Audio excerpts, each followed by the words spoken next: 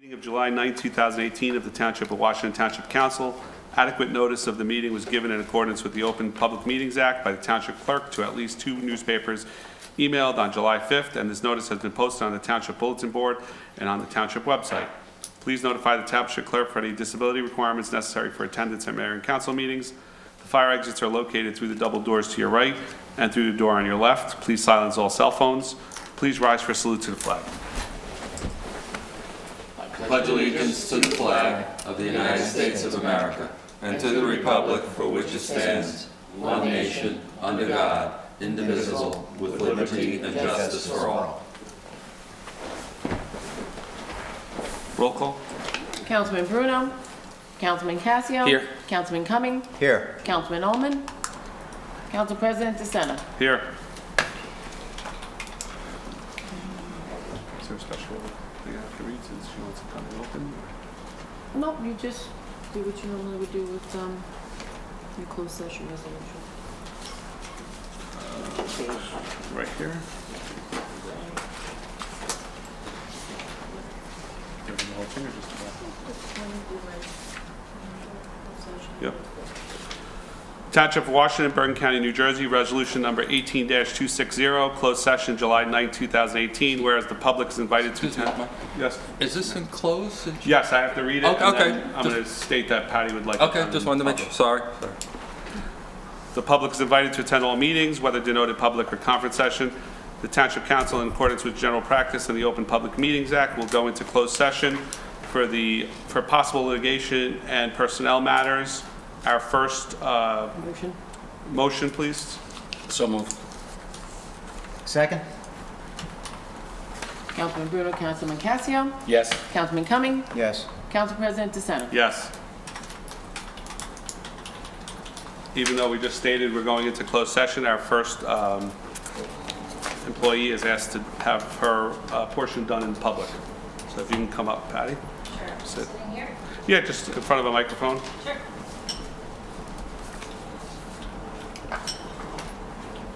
Thank you for coming. So we were just wanted to touch base with you. I know we met in January and that we had discussed a whole bunch of issues, and we just wanted to get a quick little update on how the new tasks of the daily logbook. We were given a copy. I think is there any way we can get that electronically on a weekly basis? And Yes, I can. And can we add like when we responded and who responded to it to Sure, the I can put entries? it on an Excel sheet That'd be great. I think that's if you want that. yeah. If you have time, yeah, it'd be a lot easier than reading through your notes are fine for you. Right. But if we could, I guess, didn't know put they down. were going to be shared. What's that? I didn't know they were going to be shared. It was something that came up that we had asked because I guess we were trying to track of how many calls we get and how we're responding to them. And so that was on the daily logbooks. Do you have anything else, gentlemen, you'd like to discuss, Mr. Bruno? You just note that Mr. Bruno joined us at 6:34. I think, if may I? Go ahead, Mr. Cumming. I was going to ask you next. I shared last time, and my experience with a similar position is property maintenance and code enforcement in Fairlawn. I would say that you wouldn't be able to tell the difference between the logs, and I could go back months and find a phone number of a calling party and an issue. Yes. Pretty well. I think it's been very gracious of the mayor to volunteer a couple of times to put it into Excel. But really what you're putting on Miss Patty is kind of like a work order system, as in what are the results of the call and so on. And Well, I'd like to know. I know the intention is good to get good service for everybody, but I think again she's doing a very credible job. Yes. And, I believe you just want to know the reasons why people are calling. No, we'd like to issues, know, or- like, if somebody calls and says, hey, I got a pothole in front of my house at 550 Colonial Road.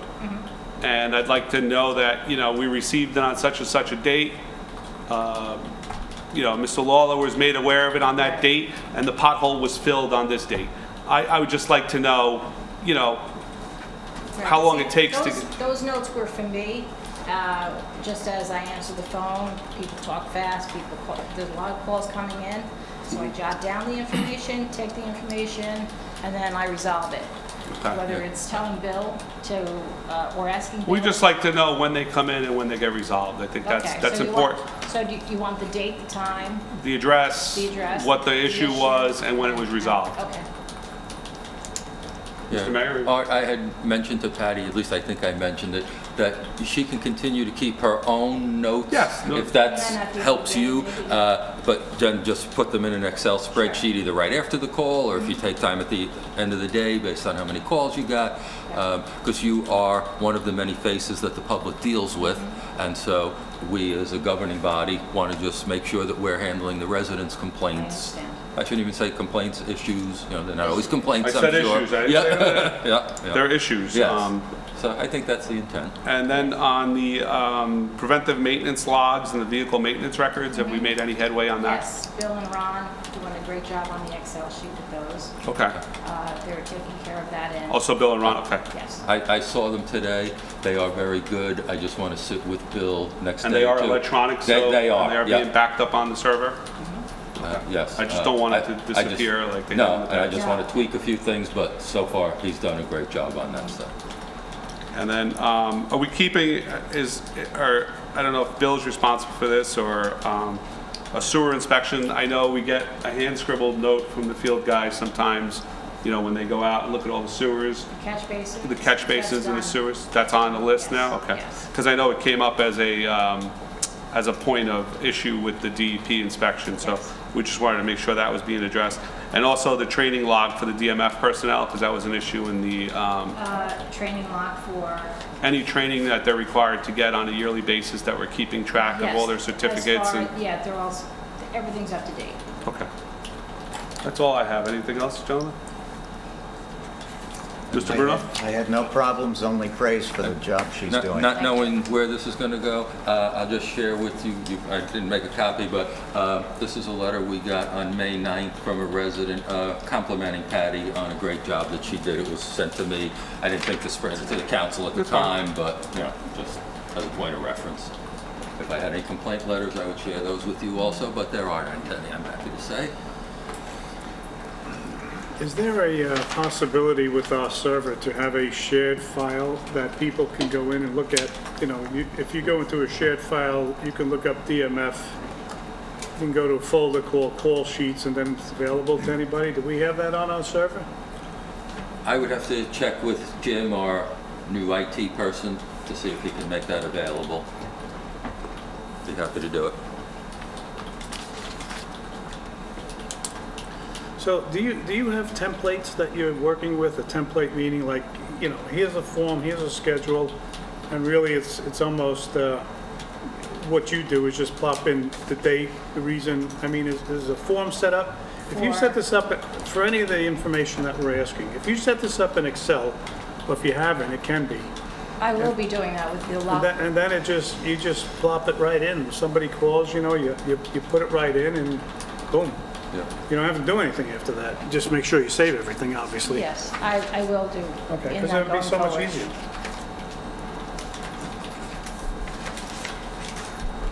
Did you have a sample, Mr. Cumming, you could share with us? You know what, I can procure those things probably on Thursday. Would that be a benefit to you, Patty? To come in and, We No, have no. some paper sheets That we that could were use as, forms that were made up by a very good woman in the zoning officer. Okay. And it was for follow-ups and calls and what happened, and if you needed to make a Sure. written record, Okay. especially if it's, as sometimes happens, that you get a contentious phone call. okay, So, that'd be good. yeah, I'll pick up some copies on Thursday and bring them back. that'd be great, Mr. Thank Cumming. you. Thank Be you. my pleasure. Anything else? I have no questions. Fairlawn also has a work order system where the populace can go on the website and enter a problem like a pothole or any other problem, and then it's forwarded to a department, and then there's a comment and a resolution, and we put how we fixed it. and they get answered. I think that's a great idea. I'll find out the name I of the think we have program. most of it. Residents can go on our website, and there is a form for them to report a concern, and if that goes to Bernadette to route to the appropriate department. I'm just not sure of the follow-up piece once it goes to the right department, so. I think the issue is the red cone that's been on Ridgewood Boulevard North for 4 weeks, and the pothole continuing to sink, and it seems like we've done nothing on it but place a red cone inside of a hole in the middle of the road. I'd like to at Is least that be on able the to. extension? What's that? The Ridgewood Boulevard? No, it's right past the synagogue, past temple, right before the temple. So when somebody asks me why do we have a red cone in the middle of the road for 4 weeks, I'd like to be able to look at a list that we got on a weekly basis that says, hey, it was logged in on this date, we're working on it, we have a contractor, and we can have that information so this way we're not. I know there was work being done there, whether it was, police were there, just directing traffic. It's been like that for over, about a month now, so. Maybe you could ask Bill to take a look at it tomorrow. That's all I have, Patty. Thank you for coming in. Thank you. If we could just update that and maybe we could get it to Sue maybe if Sue could know where it is on a Friday, then she could put it into the council's packet and email it to us. That'd be great. All right, good, thank you. Is that okay? Is that okay, Mr. Mayor, if we did that? Yep, that's the Okay. plan. Thank you. Thank you, Thank Patty. you.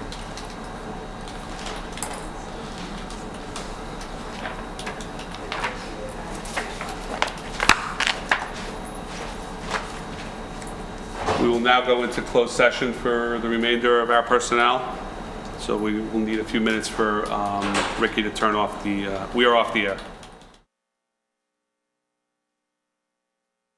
Everybody, to the special public meeting of July 9, 2018 of the Township of Washington Township Council. We have just resumed back from closed session, going into the special public meeting at 8 p.m. Roll call.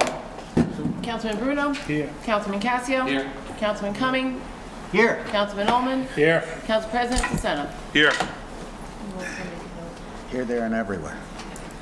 Also in attendance is Ashley Marone, the CFO, Louis May, the CPA, RMA, Gary Vinci, CPA, RMA, and Bob Meinfeld, our bond counsel. Quick report from the mayor on the plastic bag recycling, Mr. Mayor. Yeah, that and one other quick thing. It's gotten to the point with the company that handles our recycling that they're not going to take our recycling anymore if we don't improve it very quickly. So we had made up these stickers that the DMF will be going around before the hauler, and if there are any recyclings in plastic bags, they will put this sticker on there, and that will be Bildo signed to not take the recycling. So please do not put recyclings in plastic bags. That's the biggest complaint they have about our town's recycling. And no pizza boxes. Okay,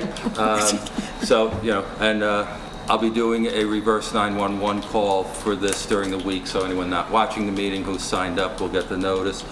And one other thing, I'll remind everyone between now and the event, our e-cycling and shredding event on July 21st will be held at the high school parking lot, not the town hall parking lot. Thanks, Mike. Thank you, Mr. Mayor. Also, just a quick reminder, Friday night is the first of our summer concert series. Hope to see everybody in attendance. It's Bond Journey, right, Mr. Mayor? No, B Street. B Street is the first one. No, it's Bond Journey. It's Bond Is it? Journey. Yeah. Yeah, I promised my wife it was Bond Okay. Journey. My Somebody mistake. called today. My mistake. At this time, I'd like to motion to open the meeting up to the public. So moved. Second. Councilman Bruno? Yes. Councilman Casio? Yes. Councilman Cumming? Yes. Councilman Ullman? Yes. Council President DeSena? Yes. If anybody would like to come up and address the council, would anybody else would like to come up? Seeing nobody, motion to close the public discussion? Oh, I'm sorry, Mr. Can we slide one of the mics over, slide it, please? You could just Sorry. address him. John Hennon, 564 Jackson Avenue. I read about this in the paper this morning, and I was sort of shocked. We're going out for $6 million. And in looking at our finances, and there are a couple things we need to paper talking about, we've got items going back to 1988, 1999, okay, millions of dollars. We don't know where they are, but we know where they are, but we don't know what it's for. And when I look at the makeup of where we are in the finances, I would assume when we had a change in administration that we would have changed some things. We still have a part-time CFO. We still do not have a director of finance. We haven't had a director of finance other than Jackie Doe, who was the CFO, who really wasn't director, for probably 30, 40 years. To me, that's a very serious internal control problem. Okay? How you people can make a decision based on financial statements that have holes in them, and there's issues of internal control, is beyond me. And they go out for $6 million worth of debt without really understanding what your finances are, is even more trouble. And I would assume that there would have been a change. But we're still going down the same road. We discussed this when we were talking about the field a couple of years ago. Nothing's been done in the area. To me, it's a problem that you should address. Thank you, Senator. Just to address your concerns, we have a part-time CFO now. We have advertised for a full-time, the mayor has advertised for a full-time CFO. He has 3 candidates which have been interviewed, and the shortlist is coming. And we should have a full-time CFO in the next 6 weeks, I would think, Mr. Mayor? 4 to 6 weeks. 4 to 6 weeks. And the $6 million is to reissue bans that we've had ongoing for years. And we've asked the 4 people you see before you to address how we could reduce those bans. So it is not, we do know where the money was spent and where it was, and some of us have concerns of how to reduce that number. Thank you. Mr. Durso?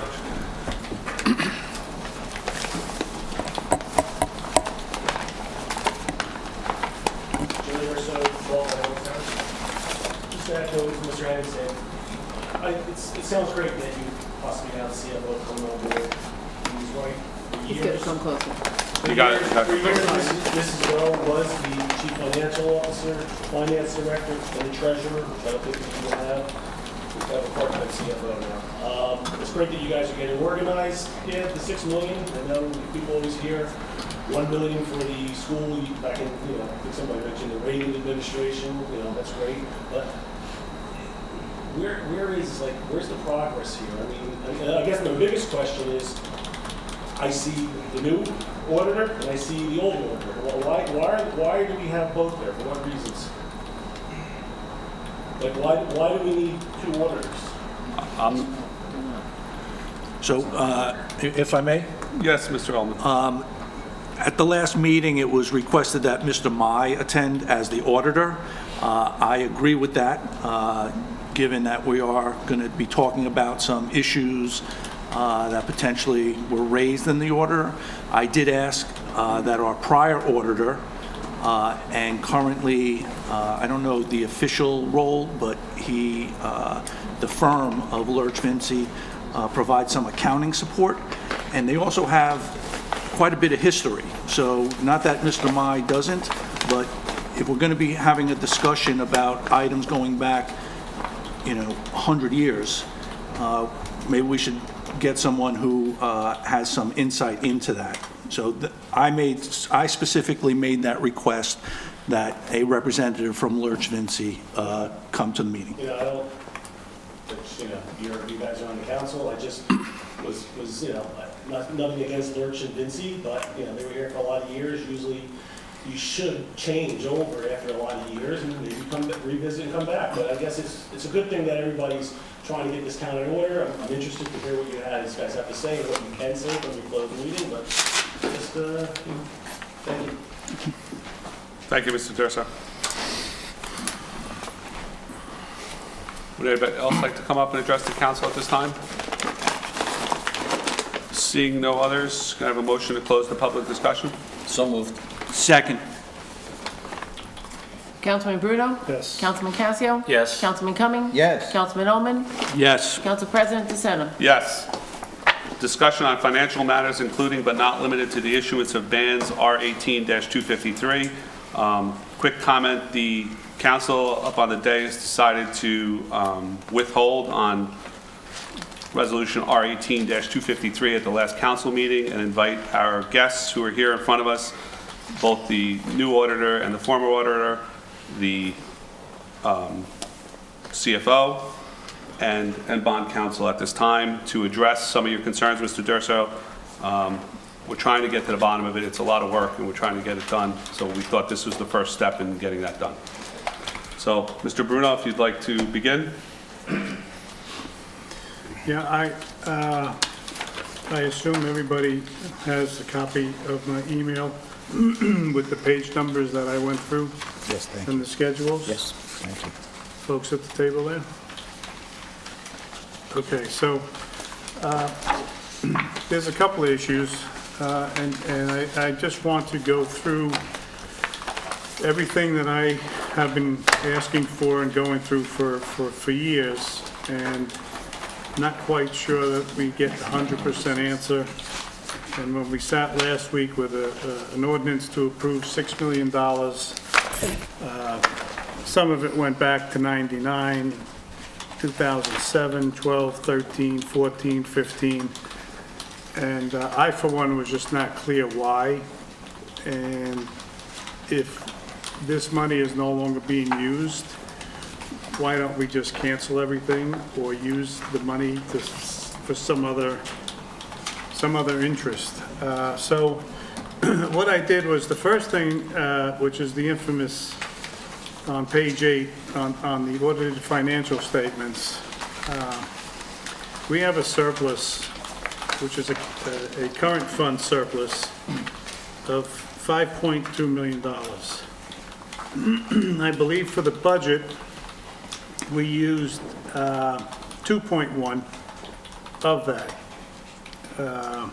to apply toward our current fund. Is that the number, Ashley? Is that what we used, 2.1 million, I think? That is correct. Yeah, okay. 2,150,000. Okay, so 2,150,000. So basically, that leaves us with 3.1 million. The question that I've asked for years is, can we, if we wanted to use that, can we use that next year? Not that we would, or, I'm always hearing that you have to go back 2 years before you can use some money. You can't use all that money right away. So that's my first question. The second question is, what is considered in a town our size of $12+ million in revenues and capital expenditures, what is considered a reasonable current fund surplus? I don't know who would like to start, but I think your objective when we were creating the budget was to draw down on the surplus, right? We effectively did that. We took in 2.1. We did a fully funded ordinance from surplus, 400,000, right? The lapse in surplus from 2016 going into surplus in this coming year is going to be significantly less than we've had in years prior, almost half. You reduce the RUD. So you're definitely not going to be at this 5.2. We're not rebuilding surplus. So you obtained your goal of drawing down on your surplus. so 3.1 is a reasonable number to keep in surplus now? This is so subjective because I've never looked at an aggregate of towns to see what ideal surplus numbers is. I've said it before, more is better than less. You don't want to be in a position to not have flexibility. Does anyone have any more insight? Now, just to add to what Ashley is saying, the surplus that was generated last year was $1.5 million. Of that 1.5, I think about 1.1 came from the unexpended 2016 budget. The budget lasts 2 years. So at the end of 18, whatever is left from the 17 budget goes to surplus.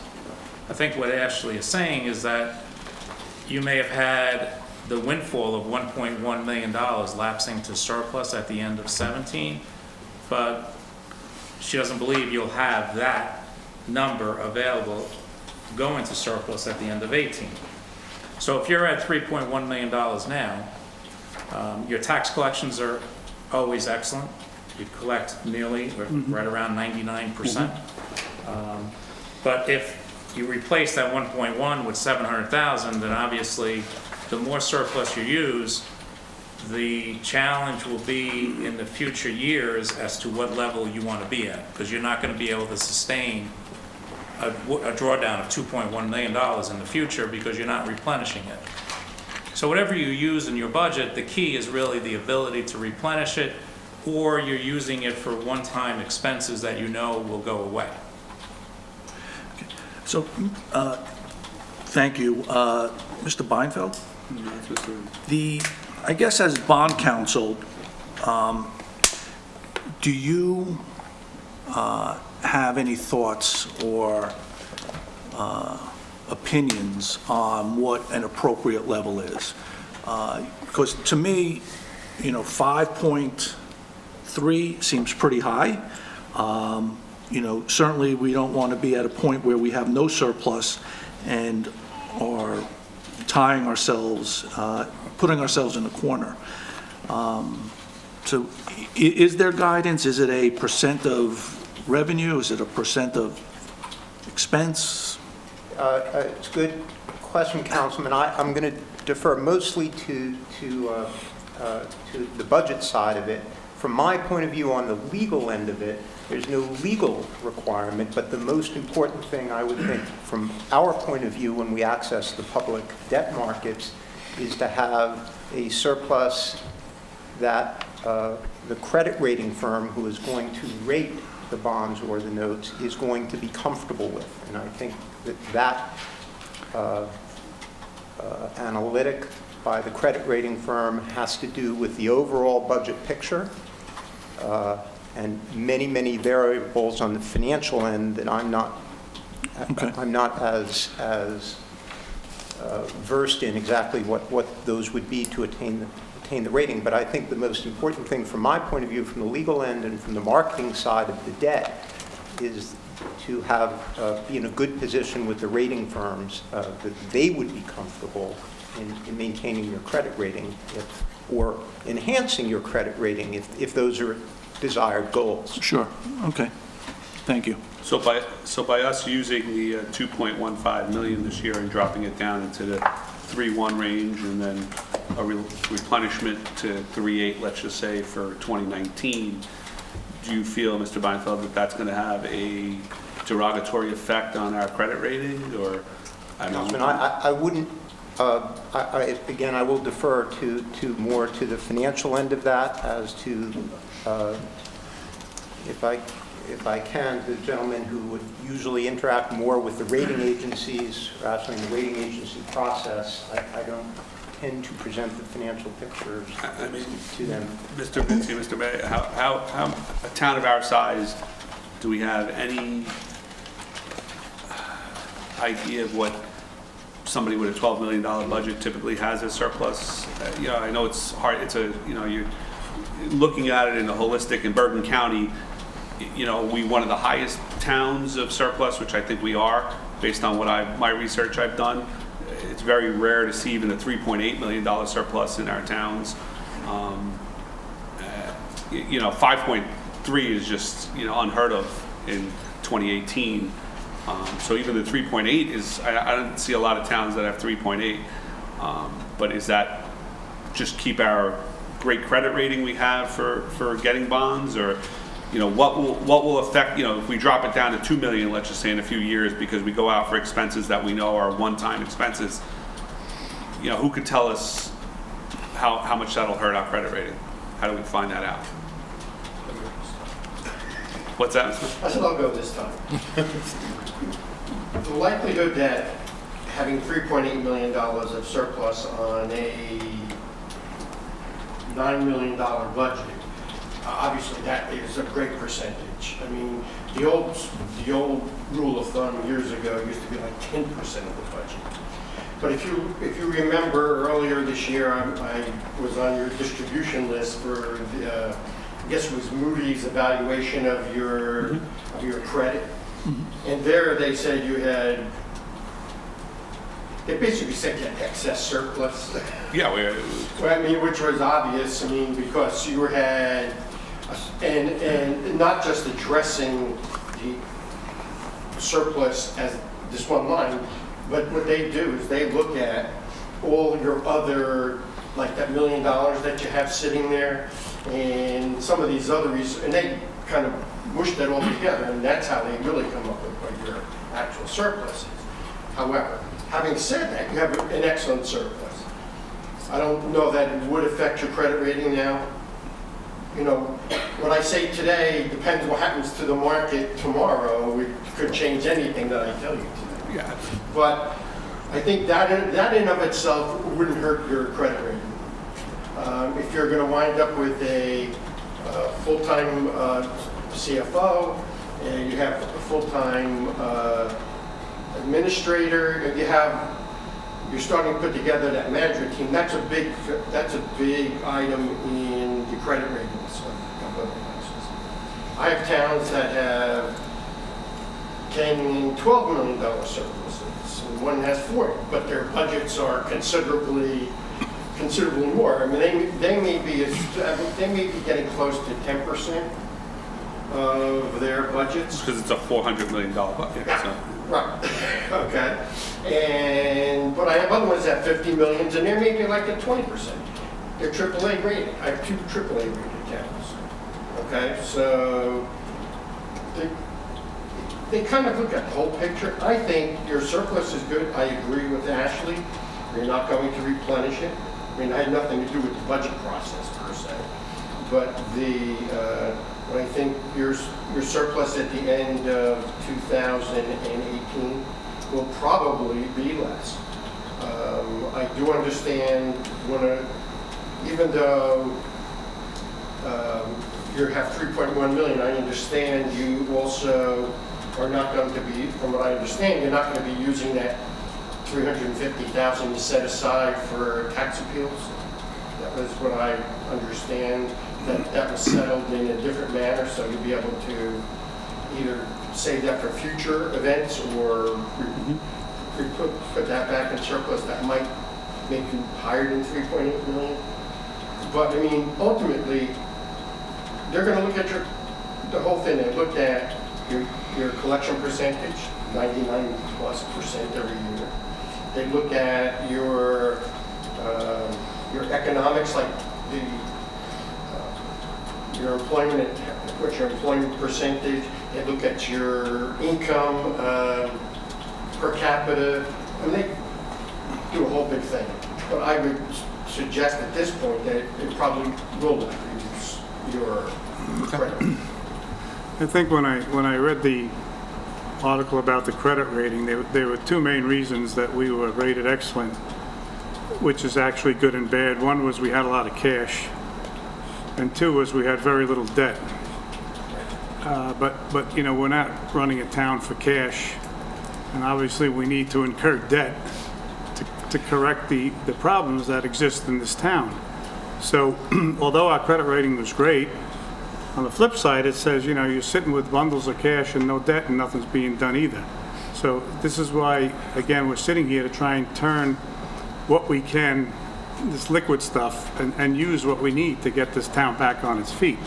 And part of it is the $6 million bans that we have that we don't know if we need or why it's even there and what the purpose is. It just doesn't make any sense anymore. I mean, as far as I'm concerned, if we peg the surplus at 3.1.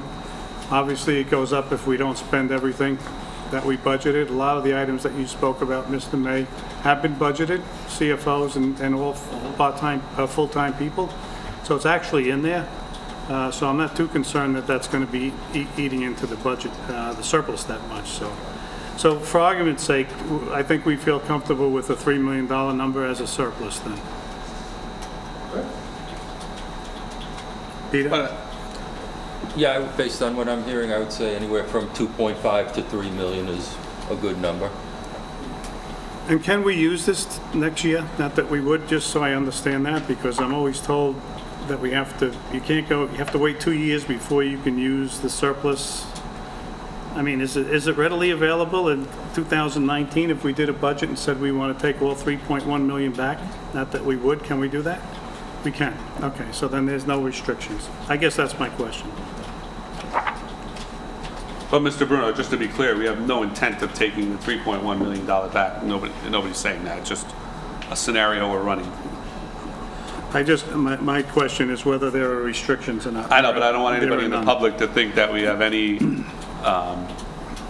ideas of taking the full No, surplus no, out. Okay, agreed. I just want to put that on the record. Well, that's cash on hand now, but if you correct me if I'm wrong, Mr. Mayor, if you budget, if you collect 2 million, you only use 1 million, you can't use that surplus from the past year, you gotta wait 2 years out? Now, the only part that you have, as I guess Gary spoke to, your surplus, your budget is a 2-year budget. Right, So what you don't spend in your 18 budget, right, you can cancel it in December if you want to accelerate. right. Or, Or it naturally, to the extent you don't spend it by the end of Comes the out in subsequent 19. year, it rolls into fund balance. okay, yeah, that's what I thought. Okay, if we can go to, on the financials, page 15. If anybody on the dais has, if I'm going out of turn or you have anything, just feel free to jump in. So this is something also that I raised. Every year, we put money into a unemployment fund. Hopefully, it's on this page. Page 15, unemployment reserve, Yeah. 221,000. 221,009, and the unemployment amount that we use in the fund, I think, is less than $20,000. It's $15,000, $12,000 for, I guess, whoever goes on unemployment. But we keep adding to this, which I know we don't need. So my question on this one is if we spend $15,000 to $20,000 a year in unemployment, and we want to keep 50, how do I get the 170 out? Can I just pull that out? No, you cannot. Actually, to do that, you would have to apply to the Department of Labor because you're changing the mechanism as to how you're funding unemployment claims. So most communities, school districts that are self-insured for unemployment just stop putting money in the account and let the account be self-sustaining. So you eliminate the budget appropriation and just let the account handle the claims in the current and future years. So just don't fund it. Correct. What's the recommended amount? We spend 15, we spend less, let's just say 20. Is there a And that's on the high statutory or side. recommended amount? No. It's when we pay the unemployment people. So, The Mr. seasonal Vince, workers or whomever goes. so Mr. Vinci, what you're saying is, in our 2019 budget, put zero there and let it self. And Correct. So it gets to zero, and then we'll have that year. You'll have to put Right, money as it into it. gets, as the funds start to deplete, then you'd make a decision whether you need to add more money into that insurance account. You don't have to spend your money that you put in the 18 budget. We don't have to spend our money in the 18 budget. Okay. Do you Because we know, did put money in there in the 18 budget. offhand, do you know how much we budgeted for 18? Okay. Okay, I'll look it up. I think it was $30,000 or so. Maybe more. Okay, so that we don't fund, we just let it sit and deplete it, but we don't have to fund it going forward for the Correct. next 10 years, if we're all here. Page 16, there's a footnote, and I'm just trying to get an explanation.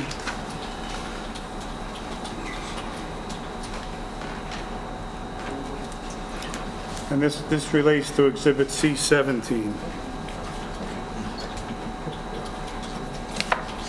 It's a standard, is that footnote on the bottom, the 475,000? Yeah. That's a standard requirement for Division of Local Government Services audits, that if you have authorized an unissued debt, you need to disclose it as a footnote on this balance sheet. So this has been authorized for some reason, but it has not been issued, and we're not incurring any interest on it, because we have not drawn on it. For Let's just say the $3.6 million when you round it. The Well, you know, it's 475. 3.1, which is Yeah, 3.1. but there's 475 also. Yeah, but That's- that one was the previous year. But we're not paying interest or anything on these bonds. It's never been issued. You're not No. borrowing. So what happens is when the council approves a bond ordinance, you approve basically an appropriation that will last for several years because it's a capital need, unlike your current budget. So the money that has been approved where notes have not been issued stay in this account called authorized but not issued. So if you look at the next page, Mr. Bruno, I think that was part of the packet, page 87. Yes. Yes. You will see the first column, the 475,000, and it will list the ordinances that were approved where financing did not take place. So you may have authorized $100,000, but if you financed 80, you still have a $20,000 balance, as an example. So at the end of 16, $475,000 was not financed of legally approved and adopted ordinances. At the end of 17, it went up to $3.1 million. The largest piece of that related to ordinance 1704 that was adopted, but yet it was not financed because most likely you didn't have any bills to pay at that point in time, depending on what that improvement was. I don't think we did anything. That was from 17, so I think that was capital expenditures that we put in, but just we didn't. I don't think much money was spent against that Yeah, ordinance. I don't think we did. I think it was firehouse stuff, and no, it didn't go anywhere. The DMF building, yeah. The project that was stalled. Yeah, it didn't go anywhere.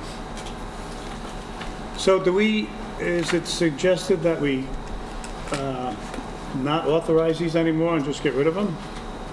Rather than clutter up the books?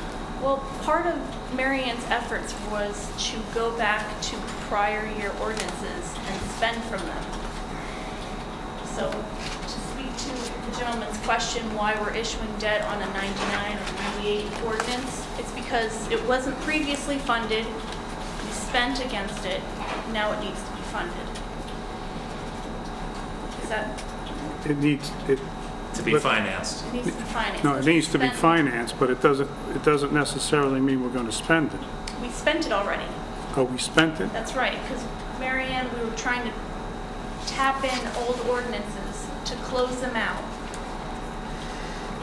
I think one example might be the ambulance radios. They had money left in an old ordinance, and so we used that up recently to purchase them new radios as opposed to issuing something new. I may be looking at this as the new guy in a wrong way, but from listening to Bob for years before I got put on this dais, his intent is to raid the old ordinances that had money in them, not to raid old ordinances that were just authorized. So what we've done now is we've raided these old ordinances, but there was no money there, so now we're going to spend 99 money in 2018 that's going to become new 2018 money. So we should have just done a new ordinance for that money, if I'm understanding this correctly. Am I understanding? You're shaking your head, Mr. May. Is that correct? I mean, you could. So what the I guess what Mr. Bruno's lesson plan was to go back and pull the money out of these ordinances. There was no money to pull out, but we pulled out the funding from those ordinances, all we did, and now we have to pay the piper for those ordinances that we pulled out from 99. Well, last year in December of 17, you passed that resolution to cancel all of those old funded ordinances so you could fund that grant that hadn't been received. Yep. And. But that had money in it. Yeah, That one had- all those things had money. So use that to replace the money in that ordinance that you needed to, so you can cancel that $223,000 grant, okay? So that took care of a bunch of it. Now you don't have a lot of funded money left. And so that's really the issue now. So the issue is that we went into, I'm making up numbers, 99-04, Right. and it had $16,000 left in unencumbered funds for that ordinance. But that 16,000 in unencumbered funds didn't really exist. But the authorization to spend that $16,000 existed. So therefore, in 2018, we spent $16,000 on an ordinance that had no money in it to close it out. Those ordinances were taken into account when we did our capital plan. She did a capital plan that said we have money here we can hit, so we only created a new bond ordinance for the monies that weren't accounted for on our books already. But they were on our books, but we didn't have the money for them.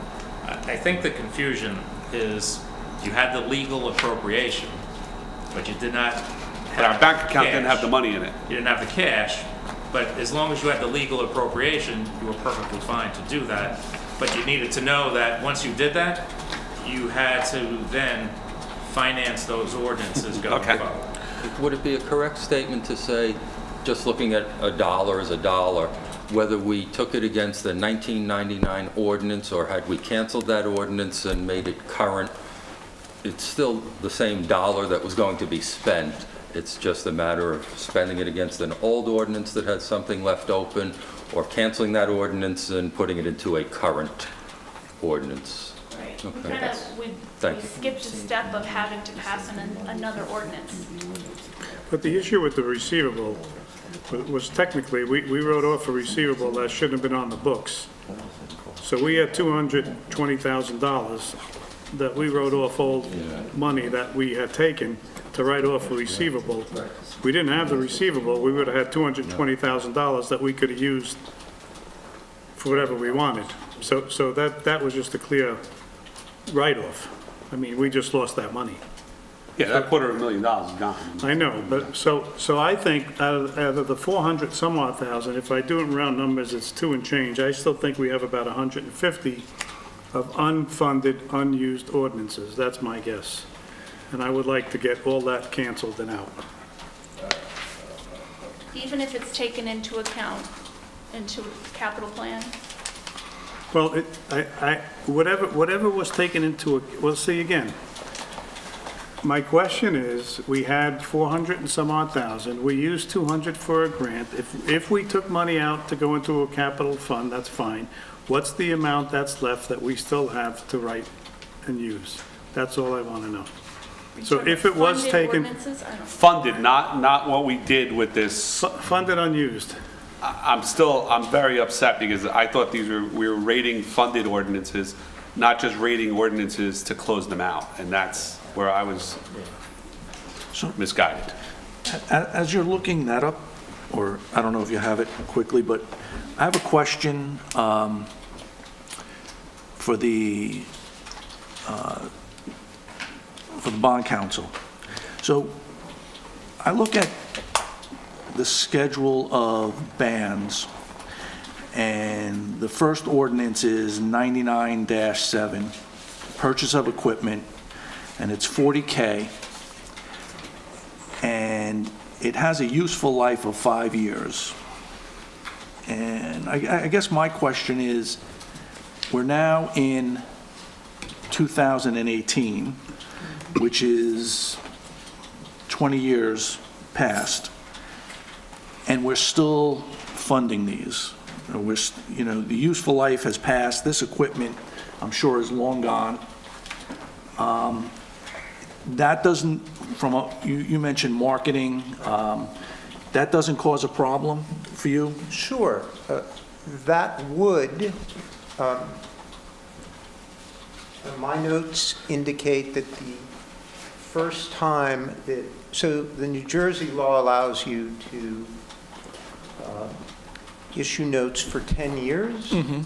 no matter what the useful life may be. Okay. And then you have to start paying down, and after that, you can, for the bonds. It would definitely be something I'd be concerned about, Councilman, from a legal perspective, if that note were originally issued in 1999, because that would be beyond the 10-year period that we'd be authorized to borrow. What I believe happened on this particular ordinance is that portions of the ordinance were not borrowed on back in 1999. Portions of it remained untapped or authorized but unissued, similar to this discussion we were having. So this portion of the ordinance was originally tapped in 2013. So from a legal perspective, that's absolutely Okay. okay. Which would be the same if you were looking at that same schedule of bond anticipation notes, third from the bottom, the removal of the UST, which is back in 98, or was authorized in 98. We're just drawing the 12,000 now. Councilman, that's exactly correct. And in fact, when that came across the desk, when it did a few weeks ago, I needed to go back to that 1998 ordinance to be sure we had not borrowed all that money on that ordinance. But of course, your records are much more detailed. You do this on an annual basis. But my first look was to be sure that we had unfunded balance in that ordinance. And in fact, the town does. And Ashley has explained that we, as part of the strategy to fund our capital projects, we went back and we reviewed authorized ordinances but not drawn. And we're drawing them as part of our strategy for capital this year. So I'm assuming the 12,000, the various road improvements for 14, the acquisition of new vehicles for 74, that's all part of this strategy. Correct. It was either money that was spent last year or money we anticipate spending this year. Okay. So going back, I don't know if it was Bob or Mike asked, is that a strategy that we should be looking at?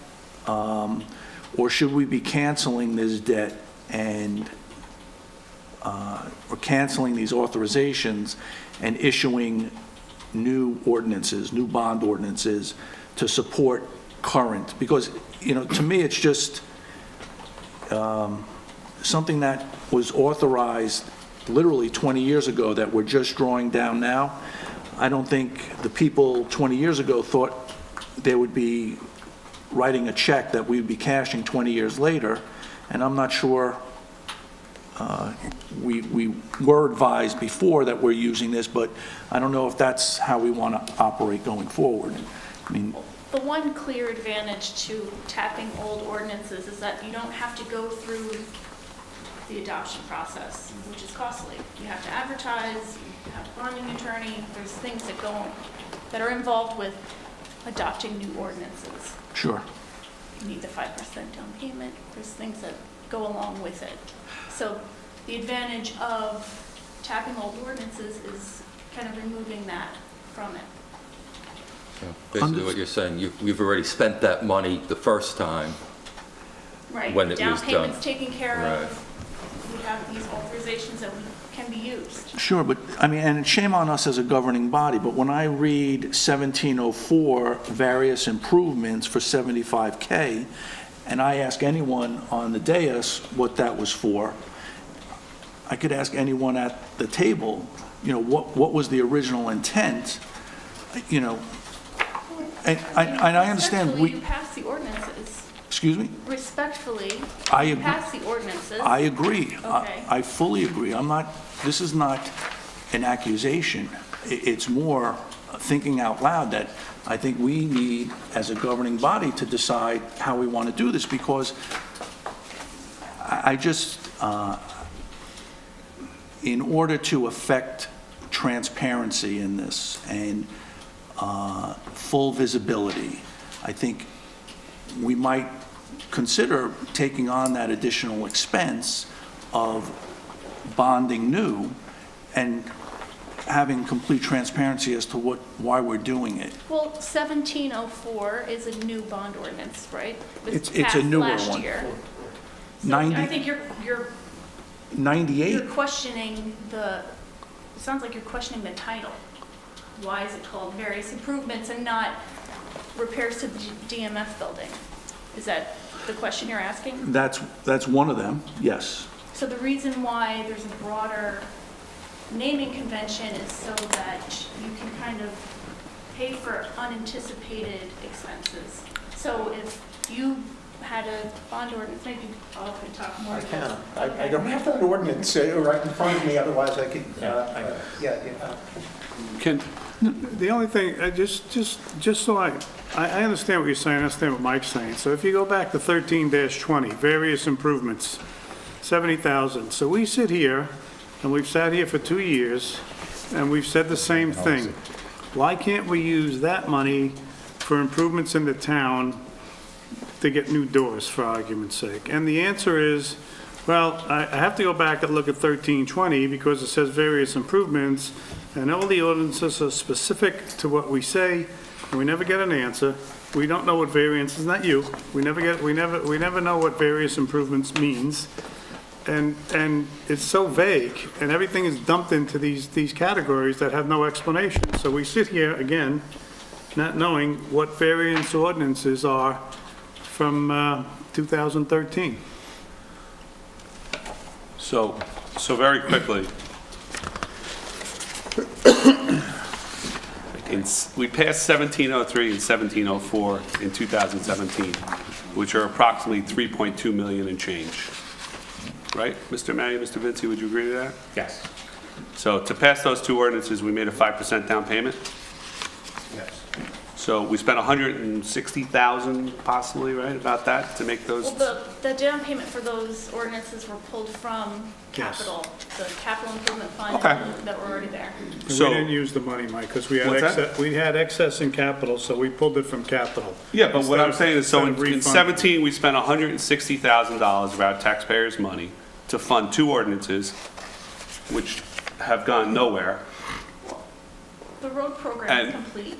The 5.7, but the $2.65 million has gone nowhere, and we paid $100,000 to pass that ordinance. So now what you're saying is, it's there as a placeholder, and because we don't want to go out for a 2018 or a bond and pay that money again, eventually, we're going to pass a resolution to encumber that money and spend it and have Mr. Banfield go out for a bond for that in the future. And whether that becomes 2020, 2021, 2018, 2019, we don't know, but that's there as a placeholder sort of right now because of the way this government is operated. Is that correct, Mr. May? Am I making a correct statement? What generally happens in New Jersey municipalities is they authorize the debt because there's a project that they want to do, like the roads and various improvements, which I don't know what it actually means at this point, but there is. When you pass that ordinance, everybody at the dais said, yeah, we like these projects and we think we should do them all. And the reason why you do them normally as one ordinance is to save money, okay? Because you only pay for one advertisement, you pay for one ordinance, you pay for the... So you do some of, that's the reason why they get labeled as various improvements in most cases, okay? Then, in most municipalities, they go out after they've done that, they make a cash flow projection of when they need their money, based upon what they're going to, when they're going to spend it, when they're going to authorize the project, and when the project's going to actually move forward. In order to get that cash so you can pay your bills, they authorize notes. Subsequent to the authorization of notes, and generally after the project is completed, doesn't need to be then, you go to permanent financing if it fits your debt structure and your budget aspects. You have bonds coming off in the next year that it's going to reduce your budget by 800,000 or 400,000, I can't remember. I got one, my 2 years are kind of coming there. But your budget's going to go down for debt service. Correct. If you authorize this debt, some of that will be replaced by the interest that you're going to be paying next year. And next year you could decide, instead of paying the minimal, as has been the historic issue here, everybody, you pay down the absolute minimum. You might decide you wanted to accelerate the pay down of the notes and forego a long-term debt. You might decide next year would be an excellent year to go to long-term debt. I mean, I can't be your financial advisor. I am prohibited from being your financial advisor. Well, and what's going on is we paid $160,000 last year to get $3.2 million worth of bonding capability, right, Mr. Weinfeld? Yes. We went out for, 160? Is that? Close enough. I'm saying that's the 5% down payment, and then your But- fees. Yeah, okay. But so basically, for 160 grand, in the layman's eye, we got a line of credit for $2.643 million, which we have not used yet. I'm trying to make this, like, Right. put it in Yes. layman's term. Yes. So we paid $160,000 to have the ability to say, hey, we have $2.6 million of bondability to go out to bond, to draw from. Right. But for 160 right now, we're paying on that, we're paying interest on, we're paying nothing right now because we haven't taken any money. But that's all we've done is set up a line of credit, and we haven't done anything, but it costs us $160,000. So it's kind of a waste to go out for it last year if we didn't have an intent to use that money right away. And I'll just try to help it along. I think as part of the ordinance implements, the bond ordinance typically implements the capital plan. Right? So you have a list of, Correct.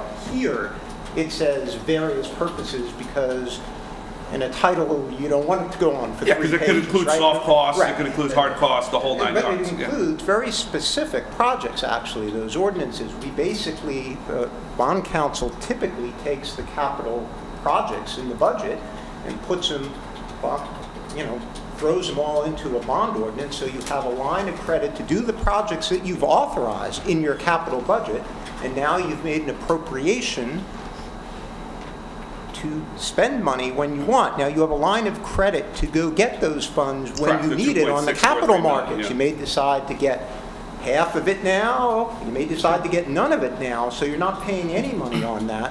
And the law, if you want to implement that capital plan through debt, if that's the choice, 5% legally has to go down towards it. Otherwise, so the bond ordinance, from my point of view, it's just a means of implementing your capital plan. So that But I think it would what be we talk- typical to have a various capital purpose debt authorization in connection with a budget. I think the disconnect is when we thought we were rating old ordinances, we were rating funded old ordinances. And I think that's where the disconnect is coming. Mike, Yes, Mr. going forward as a plan to address this now and in the future, would it be fair to say that we could pick a rolling 5 years, 8 years, whatever, and look at ordinances older than that and say, hey, if we don't see anything that we're going to be able to use these on in the next year or two, cancel those out and look at that every year as the rolling time frame, and that way the stuff is kept current, but yet we can go back that time frame. So the ordinances don't get so old that we're in this situation, and it should be looked at every year. You can do that. Don't forget, sorry to say, you authorized the projects that you really wanted to have done. They just didn't get done Right. for any particular purpose. Right. Now you're moving ahead and taking care of the things that need to be done. It was like you would used to budget things and expenditures never got done. Now you're doing what you need to do. You're spending a project. I mean, obviously, if you have roads that need to be fixed, you have to fix them. You know, Yes. right? And buildings that need to be done, you have to do that. And for major projects in most towns, will go to permanent financing, so the cost of the project is borne by the people that are going to be using it. I mean, that's like depreciation, kind of, sort of. I mean, you've heard that a couple of times, I'm sure. So, I mean, that's how some people look at it, like depreciation. You know, I'm using it, I'll pay for it, you know. And that's really what a lot of people tend to do with these things. And as Bob said, the ordinance 1704 said, we call it various improvements because it says various improvements is the title, but in the body of it says, well, you're going to do X, Y, and Z. Yes. The one concern as an auditor is when you go back and start spending into old ordinances, are you jamming something into that ordinance that maybe shouldn't be there? And so when you clean them up and you get them all current, and you're right, I mean, I wouldn't go back, 2 years, 3 years, 5 years back and say, look at all those projects and say, after that, and say, okay, do we really need these things? That's what I mean. Well, that's my point is that there's got to be a cutoff where we don't bother with these amounts anymore because nothing's going to be done with it. You know, for instance, if you look at 1504, it's $142,000. It says improvement to Memorial Field. So that ordinance actually was in 2015, was an ordinance that was funded for engineering fees for the Memorial Park, AKA turf field, whatever it is. So now we're sitting with $142,000 that was taken out for engineering fees, which the fees themselves actually got paid out of the current fund. They didn't even come out of this ordinance. Why, I don't know. So now there's $142,000 that is sitting there that we're going to suggest as a bond anticipation note. And so what do we do with this money? We use it for the field, or can we just say, forget it, you know, take it out and pay off some of the other stuff? That's my question. That's what I But the want. money's not there to take it out. We Yeah, didn't borrow yeah. it. Well, in this particular case, you have a note outstanding. Oh, we did? $42,000. Yeah, there's a note out there. Was this one of those items that if we cancel it, we have to pay it? No, Or what is, happens I is- mean, are we shooting at animals that aren't there? If you cancel it, I don't if you cancel understand. it, then the note would be reduced in the following year. So if you cancel any ordinance that has a note outstanding, you can then reduce the note. So you then in the future will save on debt service because you will then not permanently bond Right, that full amount. So my point in a nutshell is to cancel the old ordinances that we've been staring at for the last 5 years. Don't pay interest on them anymore. Reduce the note and start with a cleaner, fresh set of financing. Because if next year we're going to pay off, or this year we're going to pay down $800,000 of long-term debt, we're not going to have much debt. We're still going to have bundles of cash, and we're going to have this nonsense sitting on our books that we're paying interest on that we're not doing anything with. So my point is, again, I would like to have this cleaned up, cancel all these things that we're not doing anything with, cancel a note, cancel the ordinance, and then just keep what we need. And if we need to go back and get some extra money for something, at least going forward, we know what we have. We don't know what any of this stuff is, for the most part. Or maybe I don't know what it is, but if I go back to, 14, 13, 12, 7, nobody knows what it is. So I think that's It's just the money that issue. we keep paying interest on. Right, and I think what happens with the title, and I think we've hashed it out pretty thoroughly, is that when you call an ordinance various improvements, the ordinance last year for 2.9 million has 2 major projects. So it's spelled out in the body, but unfortunately the title. Gets lost in translation. Correct. So you would need the I- detail to know, so that if you Right. went back and charged old ordinances, the cost would have to meet one of those two sections. I agree, and the issue that we always come against is nobody really knows what just because there's a description there and there's an amount, we don't know if we can use it because no one knows what the old ordinance says. So what's the sense? We're just financing it, we don't know what it says, so just kill them all, cancel the notes, and start fresh. This has been sitting here for years, it's not gonna hurt anything. Let me Well, it could be ask you one question. There was a discussion about putting new lights at Memorial Field, yes? New fixtures on top of the existing poles. Could that be funded out of this old bond? This was for engineering fees, so can you buy lights for engineering fees? Probably not. This is very specific, so, Okay. just get rid of this stuff. And it was determined that the lights couldn't go on the existing poles anyway, so kind So how of, do- your question is moved. Maybe we but could maybe in re-engineer it, general. very heavy.